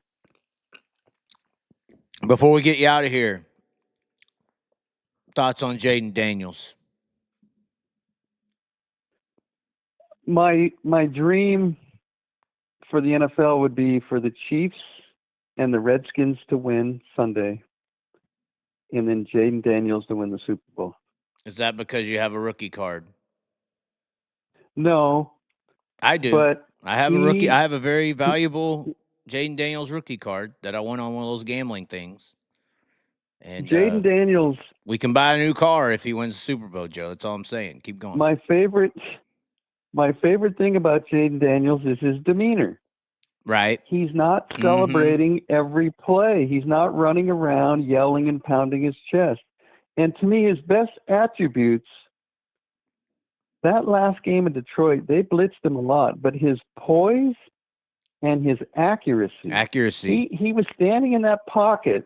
Yeah. And he was delivering accurate, unfazed throws. He's not emotionally up and down. He's not running around celebrating every touchdown. He's not throwing his helmet when he throws an interception. He has the right demeanor. This is what Joe likes. You know who he really is? He is the Lamar Jackson era killer. Lamar Jackson will be an afterthought because of him soon. Well, I think the quarterback position is continuously evolving. When these, back 100 years ago when I was a kid, the quarterback didn't run. And then you had like Fran Tarkenton, he was a scrambler, and you had Steve Young used to run a little bit. Elway. But Elway used to run a little bit, but they always kind of frowned on it. And Steve Young used to say the best way to beat an NFL defense is from the pocket, which is true. But if you can find a quarterback, and I think with Lamar Jackson and Mahomes and now Jaden Daniels, if you can find a guy, and even Josh Allen, who sometimes the receivers aren't open, sometimes the blocking breaks down. If these guys can make yards during broken plays and their decision-making, they know when to throw the ball away, and they can make broken plays happen, it almost makes them unstoppable. I mean, Lamar Jackson, other than the guy dropping the ball, man, he really has become better and better. He is almost unstoppable in that, and so is Mahomes. The ability to run. I think, though, with Lamar, here's the problem. There are guys who I think take their eyes away from downfield too quick, and I think Lamar he doesn't go through progressions in the same aspect as Mahomes or as Allen, even after the plays broke down. Or prior to the play breaking down. You see Lamar, it seems like he's only got 2 reads in him before he starts thinking of running, where you see Allen and Mahomes, they may have their first two reads, but if if they read a blitz or a blitz is coming, they'll start rolling in the direction away from pressure but still go to the third and fourth read, where I think Lamar's more so looking at where the linebackers are and where I can take off running. I think Daniels is closer to the throwing quicker, or even when plays break down, he's opting to throw the ball. I don't know if that's because of confidence and accuracy, which to me is the number one most needed ability, but that's just how I see. I see Daniels closer to Allen and Mahomes. I do see a difference, though, in Allen and Mahomes and Jackson. Jackson opts to run with his eyes quicker than the two. Well, someone brought up Michael Vick. That was a good. Michael Vick too was really to one run. of the first guys. Who Zero accuracy with the football. That's what killed Vick. I don't know. He can throw the ball. But, throwing the ball far isn't throwing the ball accurate. But part of it is the team you're on. Lamar Jackson's never had great receivers. He doesn't. You know, quarterbacks make great receivers. Terry McLaughlin was a joke. He was he would have not been a good receiver if he didn't get a quarterback to show him how good, to show the world how good he is. No, but the guy was always good. It's a team sport. It goes, Zay Flowers have always been good. I mean, Mark Andrews is always technically, or was good until Flowers this last week.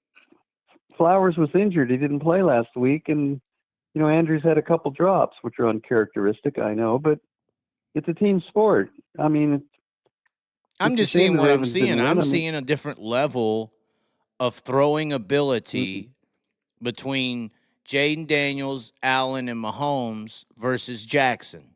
That's just what I'm seeing. Okay. Well, if you are, it's not by much. I mean, I don't know. There's dropping the ball in. Jackson's a better runner than those three. He's a better runner. They're a little passer, but he's a better runner. But that's why I think Daniels will make Lamar an afterthought soon, because Daniels is closer to Lamar in running ability. No, it's the NFL. It changes. I mean, Lamar could win 3 Super Bowls in a row. You don't know what might happen here. We don't know. We're all just talking. I'm just wondering what Lamar Jackson's stats were this year. Did he have some insane touchdown to interception numbers? Yeah, and then he threw, 2 or 3, had 3 turnovers in the game that mattered. I mean, I don't want to say he could be a Dak Prescott. I don't think he had 3 turnovers. He happened to fumble after a bad snap, and he tried to make something happen, and he threw 1 interception. Anything can happen. Ball can bounce off a guy's helmet. Their turnover to touchdown ratio was very low, and it bit them in a big game. But it happened to Justin Herbert. He threw 3 interceptions all year and 4 in the first playoff game. Right. These things can happen. But these are what defines careers as well. I mean, Tony Romo dropped the fucking field goal. But it's a team sport. If you're behind and you have to throw the ball, anything can happen. Right. So it's hard to. You're saying it's hard to judge player ability based on the surrounding elements. It's just in every sport. I'm saying it's hard to base it halfway through their career. Correct. I mean, we're talking about the best of the best, the elite of the elite. I'm not going to rule out Lamar Jackson could go on to win multiple Super Bowls and be a Hall of Famer. I'm not going to sit here and say he can't do this, he can't do that. I didn't say he can't. I just think I see. I didn't say can't in anything I said. I didn't say he can't win Super Bowls. I didn't say any of these things. I was just judging what I think he does versus these other guys in looking down the field to make throws. That's all I said. I didn't say he can't do anything. Well, I'm saying he threw 41 touchdowns and 4 interceptions, and I'm not buying what you're seeing. So we'll just have a disagreement. Have a disagreement. Okay. 41 touchdowns, 4 interceptions. You're going to tell me he don't have the passing ability of the other guys? I don't believe it. The numbers don't. I don't think he has the same eyes or accuracy. That's just me. 66.7%, 41 touchdowns, 4 interceptions. Those are the numbers. What's his passing attempts? How many did he attempt? 474. What's Allen's? What's Mahomes? That would be the better one. Because when you play that dual offense, you open up very long passes. Because you have to bring in safeties to keep eye. You have to get a QB spy on somebody. So you open up big passes a lot as well. So I'm curious on the attempts, because I'm talking about accuracy as far as like West Coast style, where you got to hit a guy, you got to be in timing.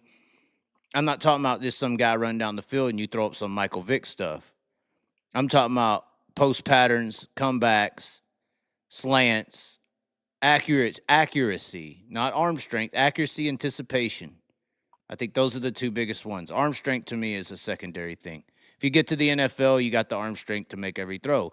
The separation is in the accuracy and the anticipation, in my opinion. Let's see here. I'm curious on the attempts. What do you want to know about Mahomes? I just want to see the attempts between Lamar. He threw 581. Lamar. Okay, there you go. There you go. What? He threw more passes. So what? Lamar. No, yeah. This is what I mean. The attempts, his eyes, how he throws it. So I'm looking at the stats now too. So but his percentage, his completion percentage is lower. Yeah, the yard per attempt on Lamar is 8.8. The yard per attempt is the highest in the league, I would assume. Let's see. Oh, come on. Why'd you just switch? Yeah, but Mahomes completed less percentage. What do you say? What are you telling me? I'm telling you that the eyes of the quarterback are not throwing in an accurate, anticipative way. They're throwing in a open receiver, deep shot area because of the dual threat that Lamar looks to run sooner than any other quarterback in the league. So what? Why is that a negative? Because I didn't say it was a negative. I just said this is why I think that these other guys are better throwers with the football because they're acting as a thrower.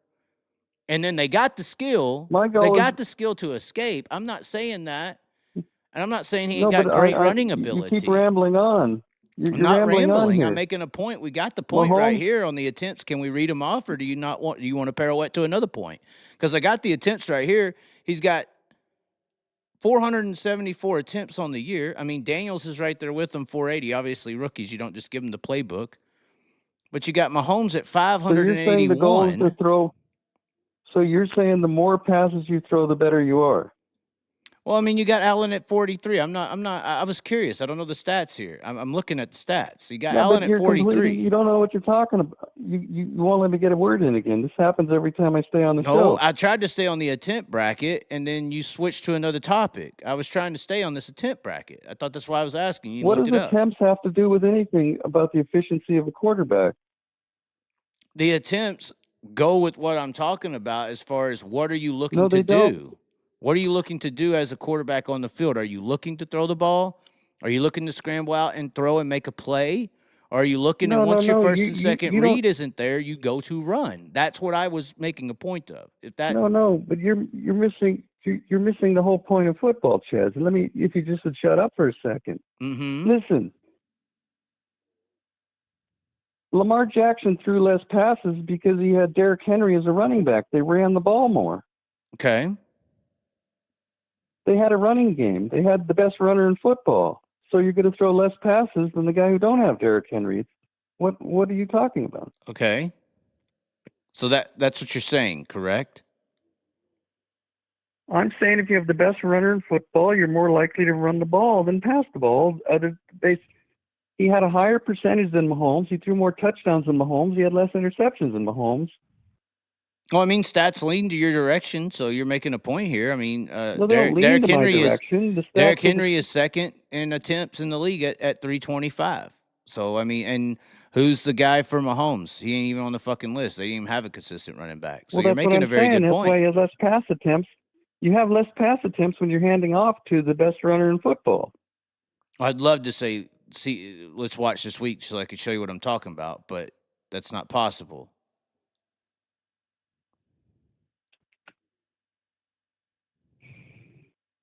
Well, you're trying to say, I don't know. I'm confused by your logic.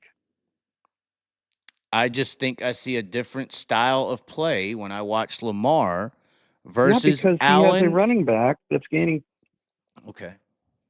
If you have the best runner in football, and I'm not the play caller. They're not running the same plays. I see a different style of play on passing plays then.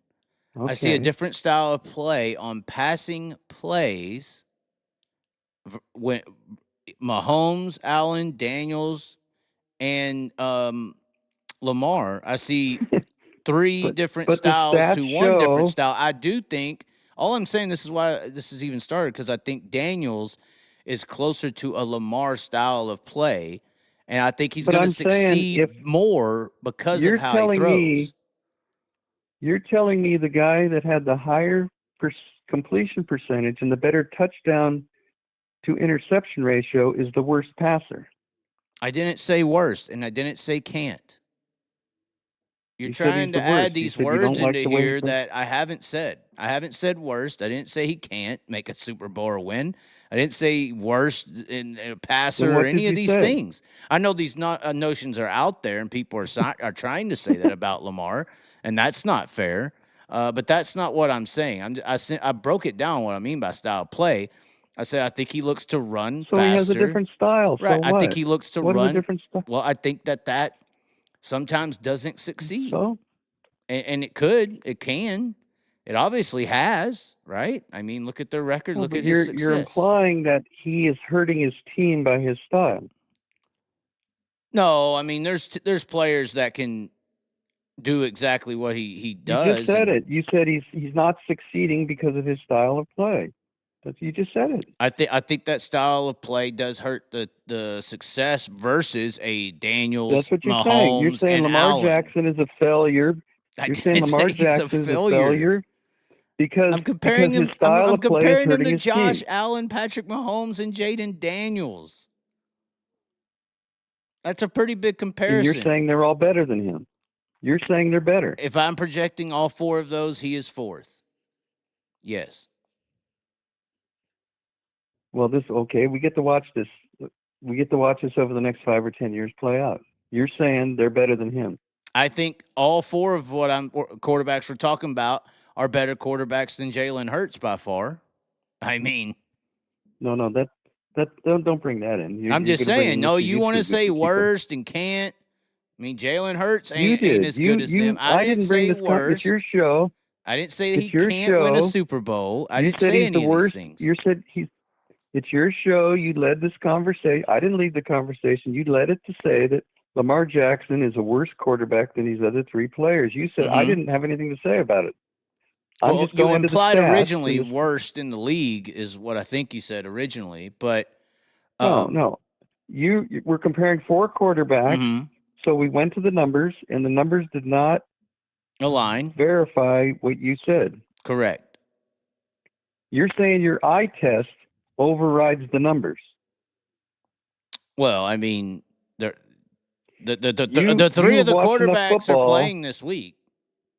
Lamar's not. Well, it's a team sport. Okay. Well, then what does the stats matter? You said it earlier. Can you qualify fast? The last lap's all that matters. Lamar Jackson didn't drop the 2-point conversion. Lamar Jackson didn't drop the 2-point conversion. See, you're not watching the game.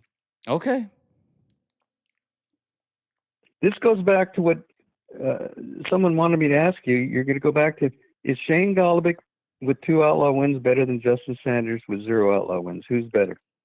This will be the final question. Tell me who's better. Who would you put in your car? Where at? Anywhere. We're going to run the outlaw tour. It'd have to be Justin. Answer the question. It'd have to be Justin. But why? Shane's too nice. But he has 2 outlaw wins. But he's too nice. It's the style of play. Right. The stats don't line up, right? I'm just asking you the question. The stats don't line up, right? So then now what is this? Reverse psychology or wrong? No, but Mahomes, the stats It's all didn't eye line up. tests. It's all eye tests, right? So it's all eye tests. You have determined that this is what we're ending on. That of these 4 quarterbacks, Lamar Jackson's when their careers are over. If I was putting a team together, he's 4th string. Okay, that's fair. I mean, you're welcome to your opinion. Of these 4, he's a pretty stout 4 now. I mean, Jaden is the only one we could toss up there. I definitely put him behind Allen and Mahomes, personally. No, yeah, I think you're out of line with Allen. Mahomes is number 1. I mean, that's not even. But you're only doing that because of Super Bowls and results, right? Consistent results. No, I watched the guy play. Okay, so what's your critique on Allen? Now we got to know why you don't want the Bills. What's the deal there? You think you'd want a West Coast guy to kind of survive. I mean, Wyoming's technically West Coast, but Is he from California, Josh Allen? no, but Wyoming would be considered the West, I guess, but not No, but I technically. mean, where was he born? Where was he born? I'd have to look that up. But he ain't Aaron Rodgers from know. Chico. He might be close. I think he's from here. He might be actually. Fireburg, California. Yeah. Isn't that the Central Valley? Isn't he Cartel? He might be. Damn, he's young. Man, that made me feel old. Born in 1996. No, I don't really. I just enjoy the game. I don't really vote. Oh, shit. That's right down the street from you, dude. That's down Los Baños. That's right he's not far from right you, outside of Mendota. He went through the Narc Gauntlet. He did. There we go. Madera. He's right there by Madero, Fresno area, basically. Yeah. He's it's in between 99 and the 5, right there with the Fresno. So. Yeah. But what about Josh Allen? I'm curious. Football. Why would you put Josh Allen behind Lamar?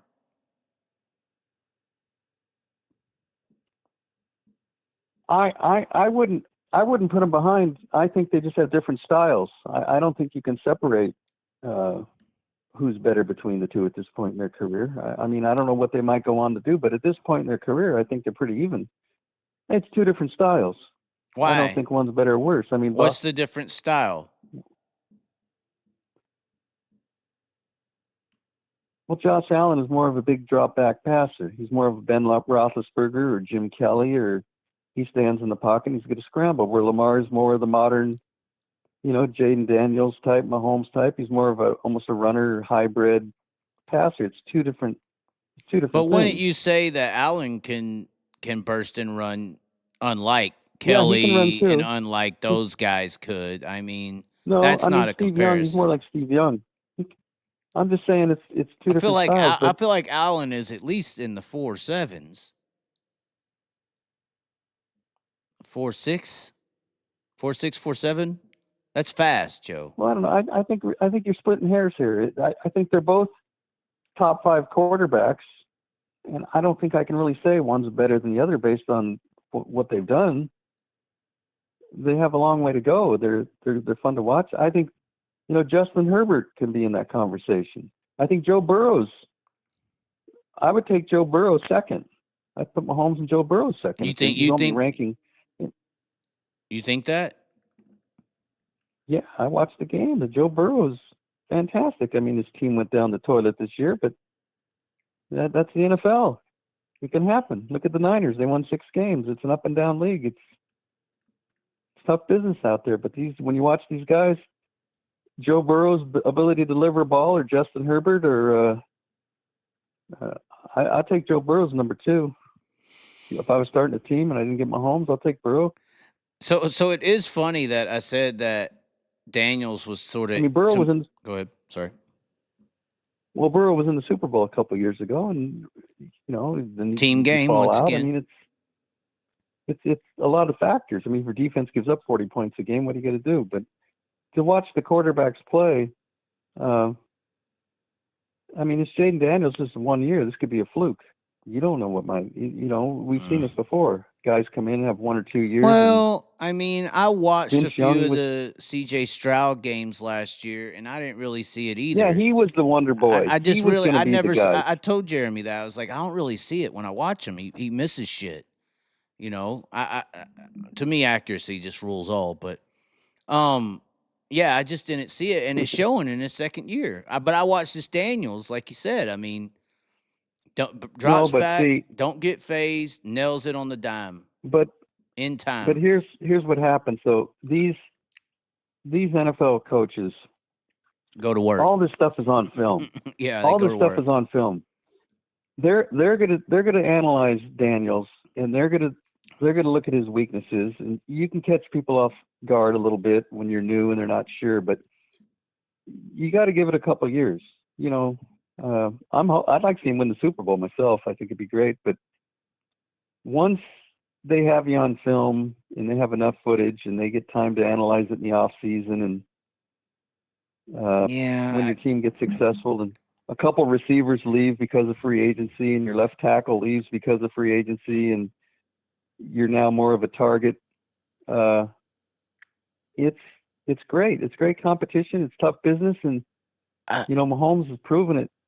I mean, year after year. I agree with you. I just think that's where accuracy can save you in those moments. That's why Tom Brady was Tom Brady. He was elite in anticipation and accuracy with the football.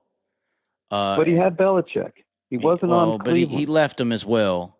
The thing is with C.J. Stroud, you watch him throw fucking balls and miss receivers. You can't do that. That's accuracy. That ain't. He has the arm strength. It's accuracy, 100%. I see. But Daniels Drew Brees was probably the most accurate. Drew Brees only got, he luckily got one Super Bowl, but he easily could have had 0. I mean, we can say when I hear team, I hear defense. That's where I think team comes in. I think great quarterbacks can make great tight ends, great wide receivers, no name someone's. But if you ain't got a defense, you're kind of fucked. Yeah, but when you go back to Brady, if Vinatieri don't make that kick in this tuck roll game against the Raiders, he don't go to the Super Bowl. If the tuck rule ain't fucking bannered, if the banner don't fall like the tuck rule. But that's what I'm saying. A lot of things deflated. There's a lot of things that go into it. But just to watch the guys play, to watch them play over years, I think Lamar Jackson's top 5, and I think him and Josh Allen are hard to separate who would be a better player, but I would take second to Mahomes. I don't know. So you got a top 5. So I would put Lamar in the top 5. I think Joe Burrow, Patrick Mahomes, Josh Allen. I don't know. It's up to Jaden or Lamar. I don't know. But Jaden, I know I'm not giving Jaden this much credit yet because I have to. You have to see it. You have to see results. I got you. It's just there's not that much of him. Well, but there was a full season that I'm sure the Lions took very seriously, and that wasn't a shitty defense. Yeah, but didn't he win that Hail Mary game against the Bears on a fluky play? And you get 2 or 3 fluky wins that you might not have gotten. Hey, man, luck being on your side is huge in this game. That helmet catch. But luck. That's what I'm saying, though. But luck, when you watch a guy enough where it evens out, we'll see. Someone's saying sophomore. Look at Purdy. I like Brock Purdy. I still think Brock Purdy's good. Now. He had a bad team or a bad injury-prone year. I think he was a great quarterback. He has elite accuracy with the football. He don't put balls in the dirt, man. You can survive if you don't put balls in the dirt and sell them high, and he still don't do that. So I look at quarterbacks differently. Y'all look at them with stats and all this stuff. I look at where the fucking ball goes. I'm not. Where's the ball go? I watched the game too. So, for instance, just to close this point, I said I see Mahomes and Allen as the same style quarterback. I said I see Lamar as another. And I said I see Jaden Daniels kind of like a mixture of the Allen and the Lamar, but a better thrower in that element of Allen. Funny enough, Joe, Patrick Mahomes' 40 time is a 4.8. Okay? Josh Allen's 40 time is a 4.75. Lamar Jackson's 40 time, look at this, Joe. 4.34. Runs a 4.3. Jaden Daniels, 4.5. Right in the middle in between them. That's just funny how that aligns. That actually, like, what does John Madden say? Speed kills, and that's funny that actually aligns with my earlier projection. He's like right in the middle between those guys. I see them as the same. He's in the middle. That's exactly where he's at in 40 time. 4.3, though. Geez, I'd be looking to run first, too. Shit. 4.3, Joe? That ain't a 4.4. Yeah. It's a 4.3. 3-4, 4-3-4, not a 3-8 or a 3-7, a 4. Well, that's what I'm saying. He's playing to his strengths and his team's strengths. Mm-hmm. And they lost a game that was a coin toss. Could have went either way. Anything could have happened. Somebody just said they'd rather. Crucial plays. Yeah, go ahead. I gotta ignore comments. There was Sorry. 2 or 3 plays in that Ravens game that didn't go their way, and it could easily went their way. What are you gonna do? I had Mark Andrews on the anytime touchdown, Joe. I feel your pain. Well, I'm just playing. Well, but he dropped the pass. He fumbled the ball. He dropped a 2-point conversion. He's a 3-time Pro Bowler. Sounds to me, Joe, like somebody had a gun to the head. You saw how we looked that up on that previous episode with Spike, right? About the gambling. That's just the way it goes in sports. That's why people watch it. Did you see that segment though? Did you see that segment about how we documented these big NFL players and everybody getting their houses broken into and blah blah blah and yeah. The gated communities, in-house surveillance, outside surveillance, everything, guards, and they just randomly get robbed. No, yeah. They know what that is. That's what Mark Andrews got. I bet you. Hold on. Let me go see. Mark Andrews' house broken into 2 weeks ago. Mark Andrews' house broke into. If you don't play the game, the fucking John Wick's going to show up. I ain't seeing nothing, Joe. But that was pretty crazy. That was pretty crazy to see that that mafia. That's what that is. That's that real shit. So over there in Australian tennis. Are we done? I think so. Are we done? You got to watch. Is the big Australian race tonight? I'm just trying to I think it is tonight. I'm just trying to still understand why you want the Chiefs to win. That's why I just don't understand why. No, I want the Chiefs to win to get into Super Bowl. For Jaden.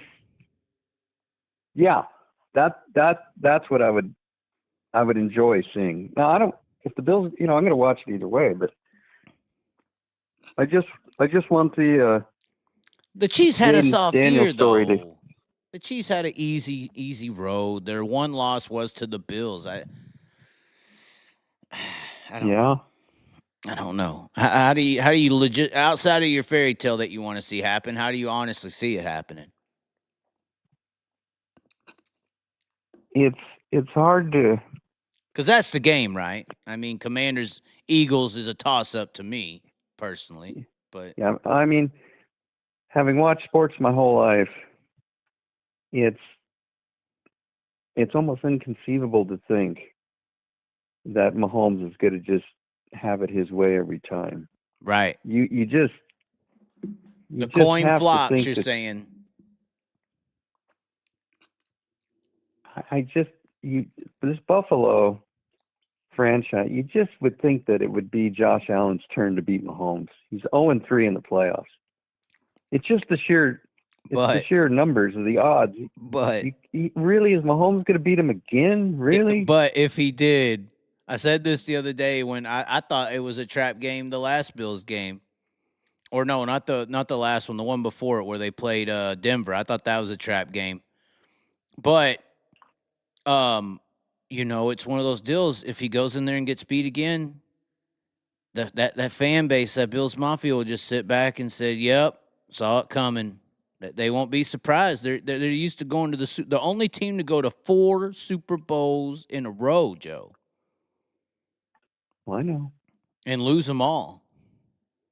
And it was all a field goal kick. Went wide right by a couple feet. He was up by. They were up by 2 touchdowns just a few years ago. 2, Joe. 2 touchdowns on Mahomes. He came back, beat him.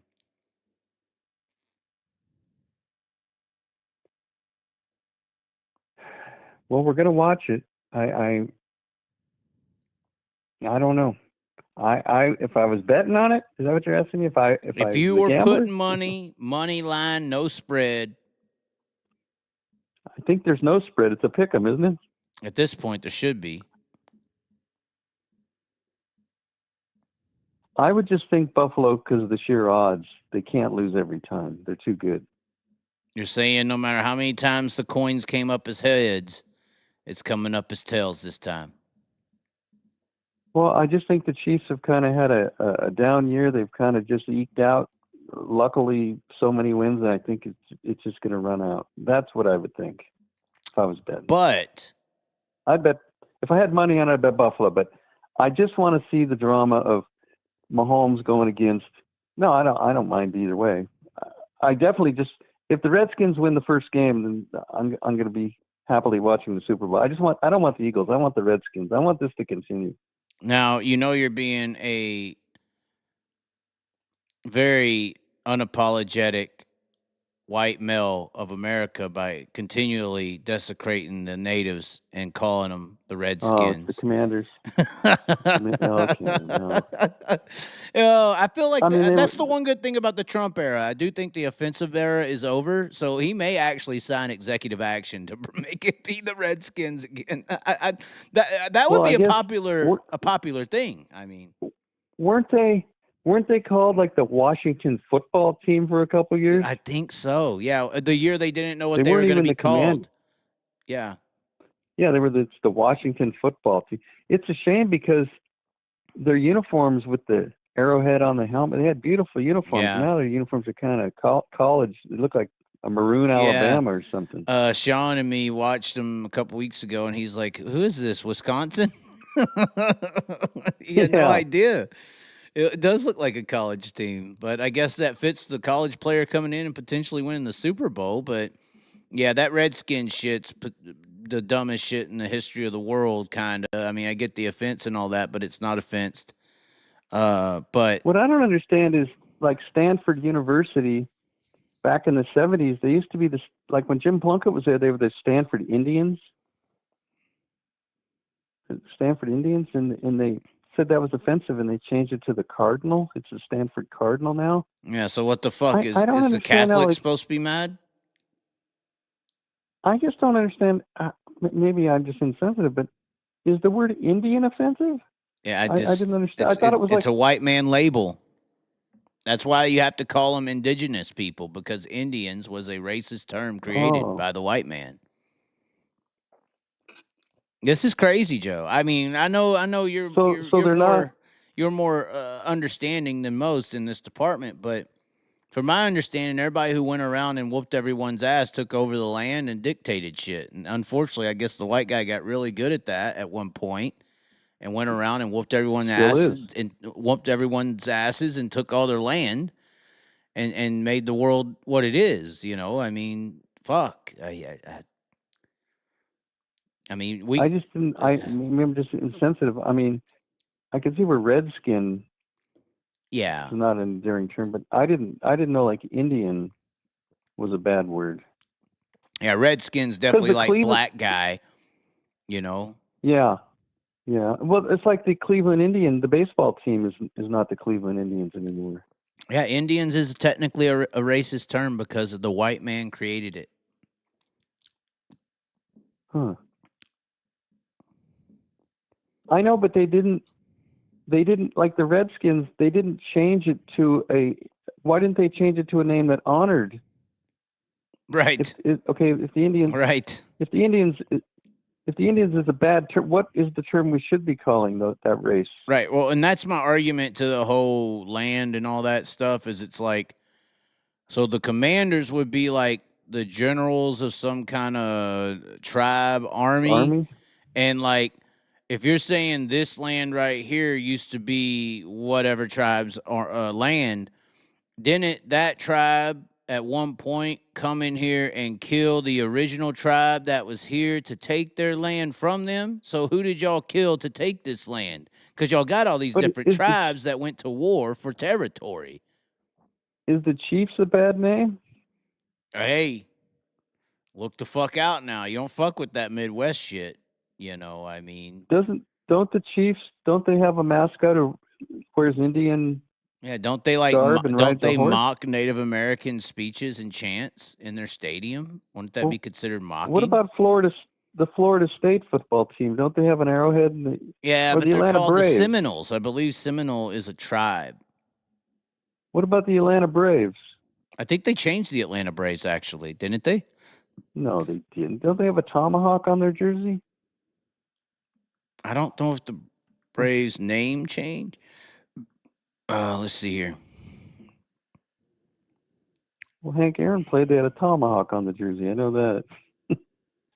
Yeah, see, it was in 2020. The Washington went from Redskins, and the Cleveland Indians changed.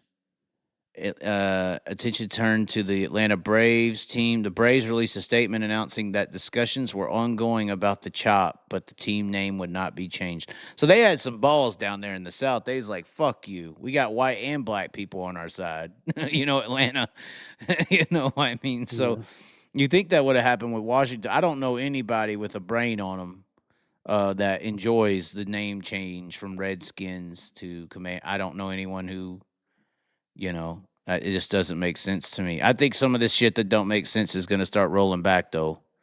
Like I said, I do think that the one thing that Trump is doing is ending the offended era. This whole era of people being offended by every little thing, exaggeration-based offensiveness is coming to an end.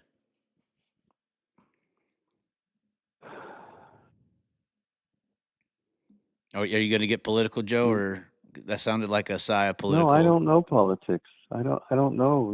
You're delving into. You might as well talk to me about. I mean, he rolled back the Civil Rights Act. I mean, I don't know nothing about what the politicians do. I don't. Okay. I don't. I thought we stood at a statue at Fresno's or at San Jose State. I thought you knew some things. We did. Yeah, well, that statue is what he went after and took away. That's what I mean. So the Civil Rights Act is gone. He took it out already.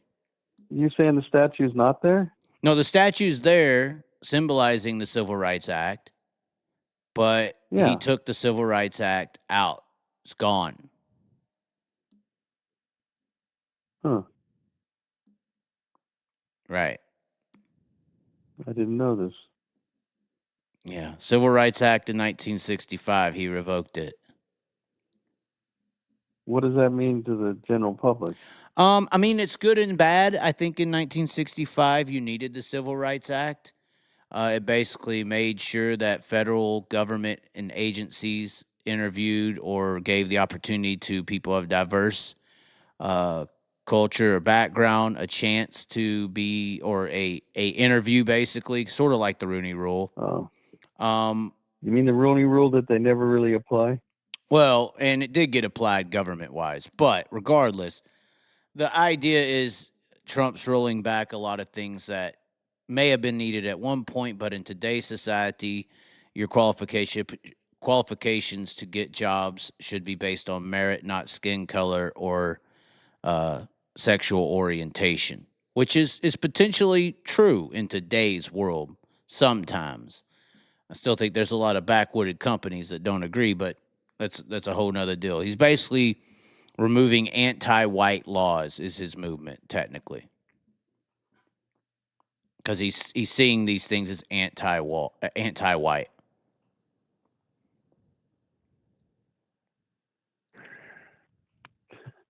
I'm trying to look at the comment. Okay, we done the old broke show. Go to a I don't know what I'm talking shit about. I mean, there's what it actually. Somebody wanted to know if I've went to a restaurant and watched fat people eat. No, last Sunday, I will tell you a broke Joe story. My niece has 3 kids, and her oldest boy is 6, and he's a Lamar Jackson guy, and I bought him a Lamar Jackson jersey, a purple one. This is why you got so passionate. About what? The Lamar Jackson discussion. No. We went and we watched the game. I guess it was some restaurant bar thing. I don't know what it was. I was surprised at just the level of ambient noise in there, people talking, just how loud it was. Yeah, it happens. Loud. It was loud. I'm used to quiet. When I was talking to my niece or her husband, God, even when they're sitting next to you, you have to like raise your voice. when they're a foot away from you, it's so loud. But no, the boy, he was heartbroken. Lamar lost, but it's the way it goes, baby. He's football. He's all football. 6-year-old. He's turned 7. He's telling me next year he's playing tackle. He's all excited. It's actually worse than I thought, Joe. Apparently, it also prohibited discrimination, and it also gave federal law enforcement agencies the power to prevent racial discrimination. So basically, you can, with this not being in place, you can discriminate without facing any repercussion. So you can literally say, I'm an all white business and only hire white people, and that be okay. We're having two different conversations. I know you're talking about what is interesting to me being on the show is I'm such ingrained in the show now that you have callers call in or people comment on shows I'm not even on and use and comment on things I said. I'm kind of honored. The best one is Broke Joe was right, and it's always on the scandalous things. It's always when I catch him doing some bullshit, like the one lap theory video. There's so many Broke Joe was right comments on that. It's unbelievable. Broke Joe was right, but I think someone asked me about coming on this show. I said, I go, Chaz is my friend. He asked me to come on the show, so I come on the show. But if he never asked me again to come on the show, I wouldn't miss it. Right. It's just he wants me to do it. I have the time, I do it. If people enjoy it, that's a bonus, I guess. But I'm not looking to be a YouTube sensation. Well, I mean, you're the only one I got left. I thought I had you. I had you. So I had you and Jeremy, and Jeremy's out. He's propagandist. Well, you got Spike. You got Clark. Well, Clark and Spike, but they're not in the industry, are they? They don't own cars or sell parts. But you talked to my boy. I call him Deathbed Dave. The guy he'll come on and goes, God, I can't do a good impression. When I hear him on the show, then I can do a good impression. But I hear you, he'll go.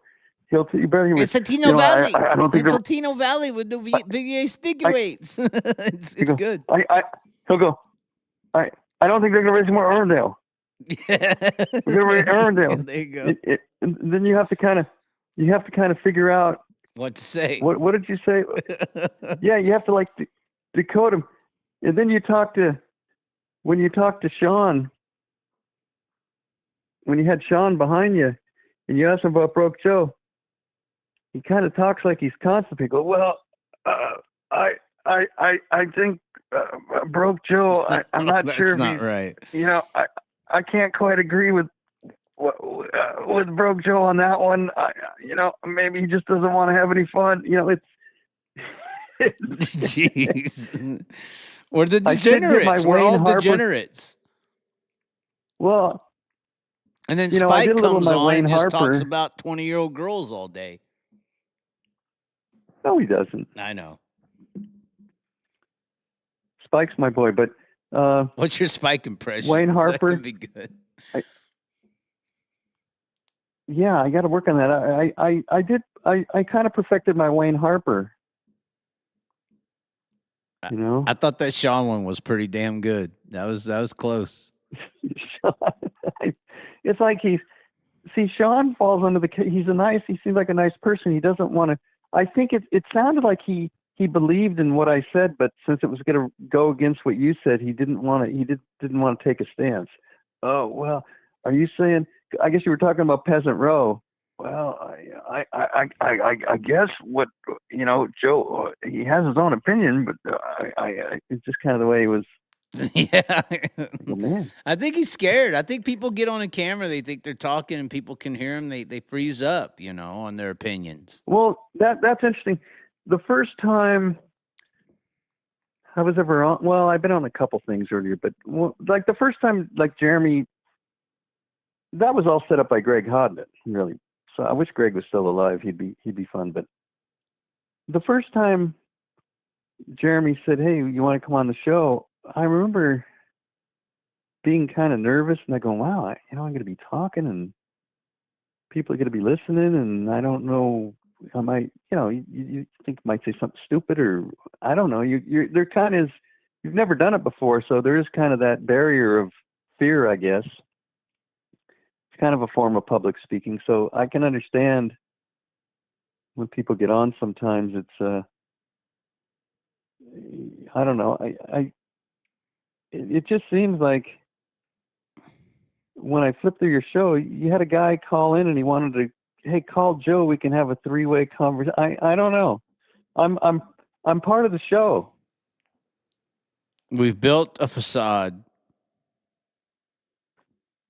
Yeah, and I was talking to Justin about it, because we were talking about, Justin, you ought to call in. We ought to do a 3-way. Eventually we'll do a show where I'll be after the races or something. Me and Justin will just get on the speaker and After you want an outlaw race, you're there or something like that. Rub it in their face.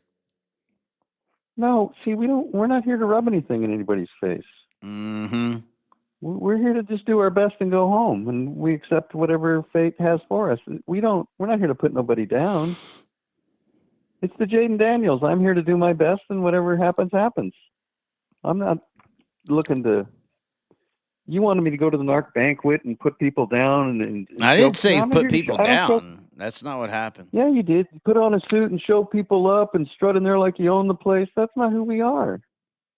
We're competitors. We compete our best, and we do our best, and we respect our competition. I know how much effort this all takes, and everyone that's racing is putting in the effort and the money, and in the heat of battle when you're going at it, we're enemies. I mean, my boy Larry called you and said, well, Joe used to hate Justin Sanders when he had Golovic, and I said, that's true. When I'm involved with somebody, the other guys are the enemies, and that's right. I'm not going to be friendly with them. I'm not going to talk to you. We're here to race. But that's just part of it. But after that's over, we're all just working people and supporting racing, and I respect the other people who are putting in the time and the money too. I don't have any ill will against anybody. Right. So it's just competition. I don't think Tiger Woods or Michael Jordan were friends with everybody. They were trying to win. Larry Bird were trying to win. We're not. You're not trying to laugh if somebody makes the 30 points down. I don't understand people in team sports trying to draw attention to themselves. I'm not here. I'm not in. My name was never on the car. I've chronicled this before. Justin, when my car was driven, I don't want my name mentioned. I'm not here for admiration. I just like the competition, fair and square, and the best man wins. And my joy's in the journey of it and the winning and losing of it, not someone. I mean, it's nice when someone comes up to me and we'll talk about, I've seen your car win here or there. I thank people for that, but it's not why I'm doing it. I've never had T-shirts made, or I'm not on Facebook or Snapchat. I never will be. That's not my goal. My goal is for Justin and Chance Gratzky to win the races, and that's what I'm going to work at this year, and where my energy will go. And when it's done, if we don't accomplish what we did, we'll reassess it and try to be better the next time. That's all you can do. Well, I know it's a different subject, but they are doing the post shuffle right now at I guess this race tonight is on Flow. This Australian. Yeah, thing. It's past my bedtime. I'll just look at the results, and post shuffles are kind of a gimmick. Callum's on the pole, running away right now. I guess they got a Bernie race parts car over there. I didn't know that. I don't know about Bernie. I think they got one of those Indy race parts cars over there. 71 car. Well, they got a lot of American stuff over there. Yeah. They got a KJ Snow 7. The races are pretty good over there sometimes, but I just don't. I don't watch it. It's like I don't really watch college football. I don't really watch.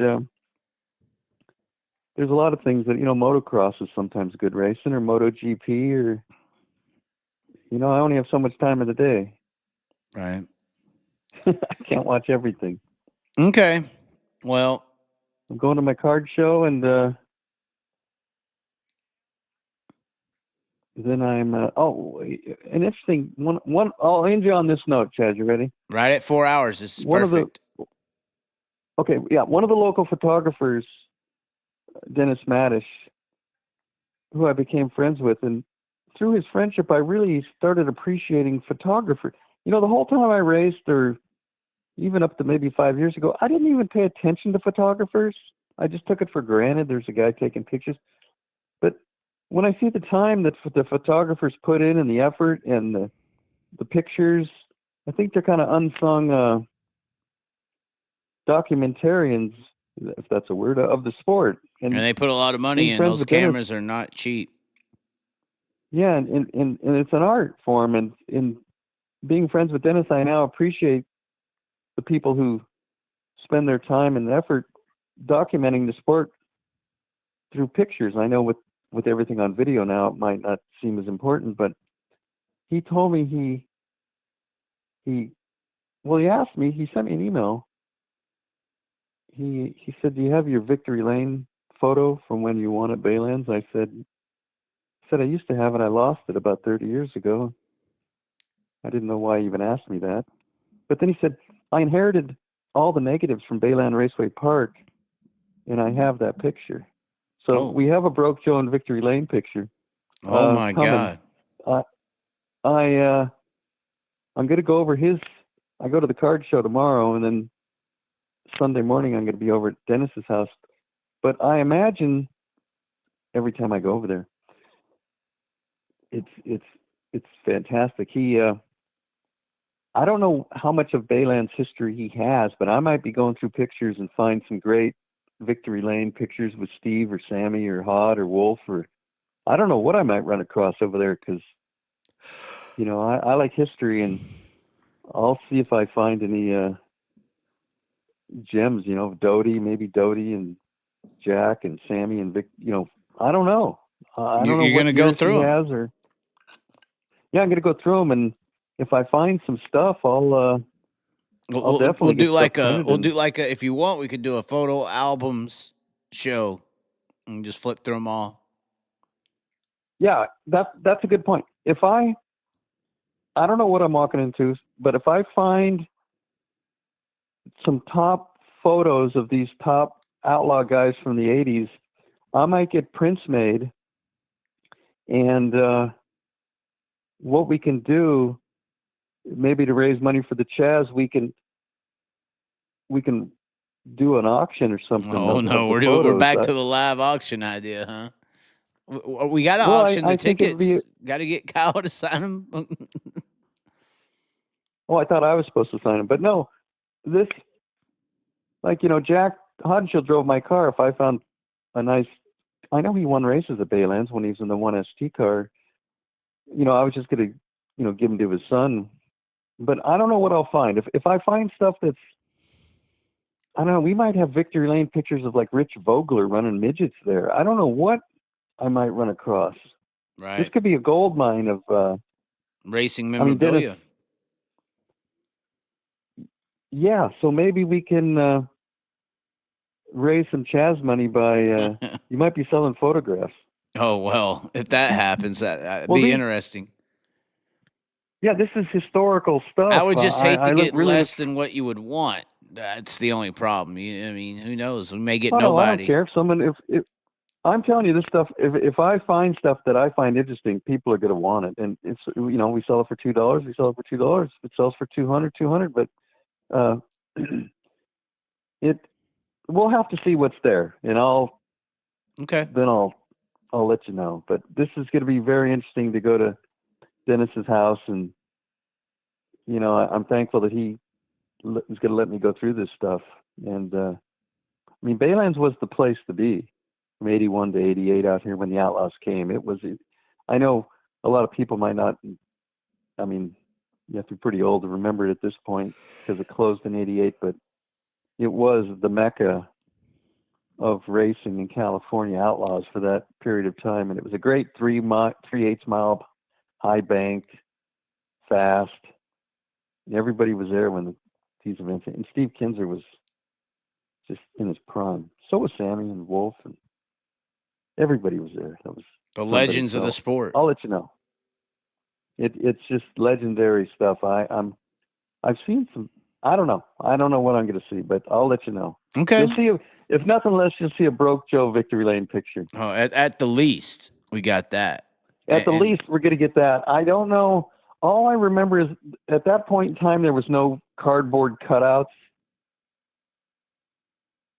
I know that. And I remember stopping on the front straightaway, and there was a trophy, and there was like 2 girls. That's all I remember. Nice. Well, at least you'll have proof. The 121, you'll be able to see what you did now. That's right. There's actual proof. I thought the picture was gone forever. Who would have thought that somebody I know somehow got the negative proofs of the Baylands Raceway Park? So it's going to be a great Sunday morning. Well, I mean, the only thing that could be worse is Callum Williamson is on the pole and McFadden is next to him. Garrett Williamson for the is big in race? the B. Yeah. Where's Macedo? I don't know. I didn't see him out there. Did he run well? Yeah, I don't know. Someone wrote the Budweiser girls. Yeah, Baylands used to have the Budweiser girls. Someone wants me to talk about Calistoga. I'm now hearing the Calistoga race is more than a 50% chance it won't happen. Really? What happened there? Yeah. I don't know. I don't know the politics of. I mean, I've heard some stories. I don't know what's true or not. Rico gets hurt. Now they don't want to do it. Well, Rico's dad was an integral part of reviving that place. I don't know, 10 years ago, whenever it was, him and Rich Stadelhofer, and I was told that they weren't treated as well. Oh yeah, it was a big fuck up thing. Yeah. So between them and the Hunts, why right? They would announce? Yeah. So I don't know. Yeah, someone has Sammy and kids. Could you imagine if I find a Victory Lane photo with the Budweiser girls with Sammy, Steve, and Wolfgang? Or I think I've seen pictures of Sammy, Steve, and Doty in Victory Lane. This could be. I know there's like vintage sprint car sites, but I don't know if they're going to have the kind of quality of what this could be great. This is first time only type shit, ever before found. It's like, an ark or something buried underneath the mountain. You're digging it up. It's like archaeology, but sprint cars. Oh, and this is the golden era of the Outlaws with the big 3. And, I brought it up before in your show, the people who didn't get to see it, man, it's just, you can't explain what it was. The atmosphere, the electricity in the air, the crowd, just picture Sammy in that TMC car and Steve in the Carl car and Wolfgang and whatever he was driving, the 40 car, the 18 Marks and Kepler, whatever. Then you throw in all the other guys, Doty and Hod and Bobby David. It was just a magical. It wasn't corporate. It was, I don't know what it was. It was just. It worked. It seemed like real racing. It worked. Well, it was the people who were driving, those top guys were hardcore racers. They weren't there to get the NASCAR. They weren't there. They're legends. You're watching living legends. And I think, like I started off the show with Buddy and Gio, you're watching, these are young guys who are going to be living legends. They're Hall of Famers in the making, and I think people should appreciate them and, cheer them on and may the best man win. I think they're taken for granted. I don't think people realize how great these 2 guys are, these 2 young guys. Well, it's their year to do it, I think, if they're going to do it. To be as young as they are and to be a possible World of Outlaw, they're championship contenders. Right. These 2 young guys, they're only going to get better. They're only going to get better. Right. And that's great. Okay, well, I'll enjoy that. When I get some Baylands pictures, I'll. Okay. Well, I might let you know. I don't know what I might have Sunday. I mean, I could be looking at negative Sunday, so I don't know. But I don't know if he's printed anything. I can't wait. I'll let you know. That'll be my next appearance. We'll have a Baylands picture update show. Okay. All right. Thanks for letting me on, and go Jaden Daniels. Oh, my God. Okay. Bye. Bye. Well, there you have it, ladies and gentlemen. Broke Joe has left the building. Or is it Joke Joe? We don't know. But it is getting a little bit late. I mean, yeah, they're racing at Premiere right now. It is on Flow Racing for the American viewing audience. Thanks for tuning in. For those who have stayed around for 4 hours, just pretty much on the dot. It means a lot. For those who have joined on the membership, the join button down below, thanks a lot as well. I know we didn't get any super chats. That's fine. Next best thing you can do is subscribe, share around the channel as well as we continue to build here on the Chaz year in, day in, and every hour here on the channel. Joe is a good dude. Chaz, let's go to the strip club. Hell no. Closest thing I'll be going to is the bedroom. And that could be a strip club, actually, tonight. We'll see. Anyways, ladies and gentlemen, thanks for tuning in. Like the video, comment below, share as always. Be sure to subscribe, and we will catch you next time. Oh, and as always, let's not forget this. As always, tune into the Chaz. Until next time, the Chaz on all music platforms. Anyways, ladies and gentlemen, we'll catch you next time. Bye. It's on my chest, some problems down the depths. I'm ready to rip, I'm correct, a fish in the water, hit my mind, Truckin his head, ain't being honest, where my Hanson, strapped his harness, ready to rip. Ay, jump on that track, ready to roll, ready to rip, ready to reach. Place my bets, hey, you never know when playing on hopes what you could achieve. Making the go, peace with the soul, don't matter the bottle with what you believe. Cause if I'm taking it all in the calling, it's harder with nothing that's harder than free. Not giving up, no, don't trip, gotta go. Take a slip, make a pass, a little low. Put it down the gas for a show. Let it pass on the grass for the opo. Got first, never last for the oh no. To the pass, to the glass, to the photo. Cause I'm gonna pass all you cowards with ease. And when them speeding demons come, we don't feast with the beast and the evil hunting lust. Burn your cheeks when I speak with my real passion, love. Turning all your tricks against you cause you're one and only master. Here, God, ready to rip. On my high, ready to rip. With the armor, ready to rip. Hey, ready to rip. Ready to rip. Hey, ready to rip. Ooh, yeah. Trying my hardest to stay with the best. Flexing youngsters on my chest. Facing problems down the depths. I'm ready to rip. I'm correct. A fish in the water. Hit my mob. Truckin his head. Ain't being honest. Where my Hanson, strapped his harness. Ready to rip. Hey, jump on that track. Ready to roll. Ready to rip. Ready to reach. Place my bets. Hey, you never know when playing on hopes what you could achieve. Making the go. Peace with the soul. Don't matter the bottle with what you believe. Cause if I'm taking it all in the calling, it's harder with nothing that's harder than free. Not giving up, no. Don't trip, gotta go. Take a slip, make a pass, a little low. Put it down the gas for a show. Let it pass on the grass for the opo. Got first, never last for the oh no. To the pass, to the glass, to the photo. Cause I'm gonna pass all you cowards with ease. And when them speeding demons come, we don't feast with the beast and the evil hunting lust. Burn your cheeks when I speak with my real passion, love. Turning all your tricks against you cause you're one and only master. Here, God,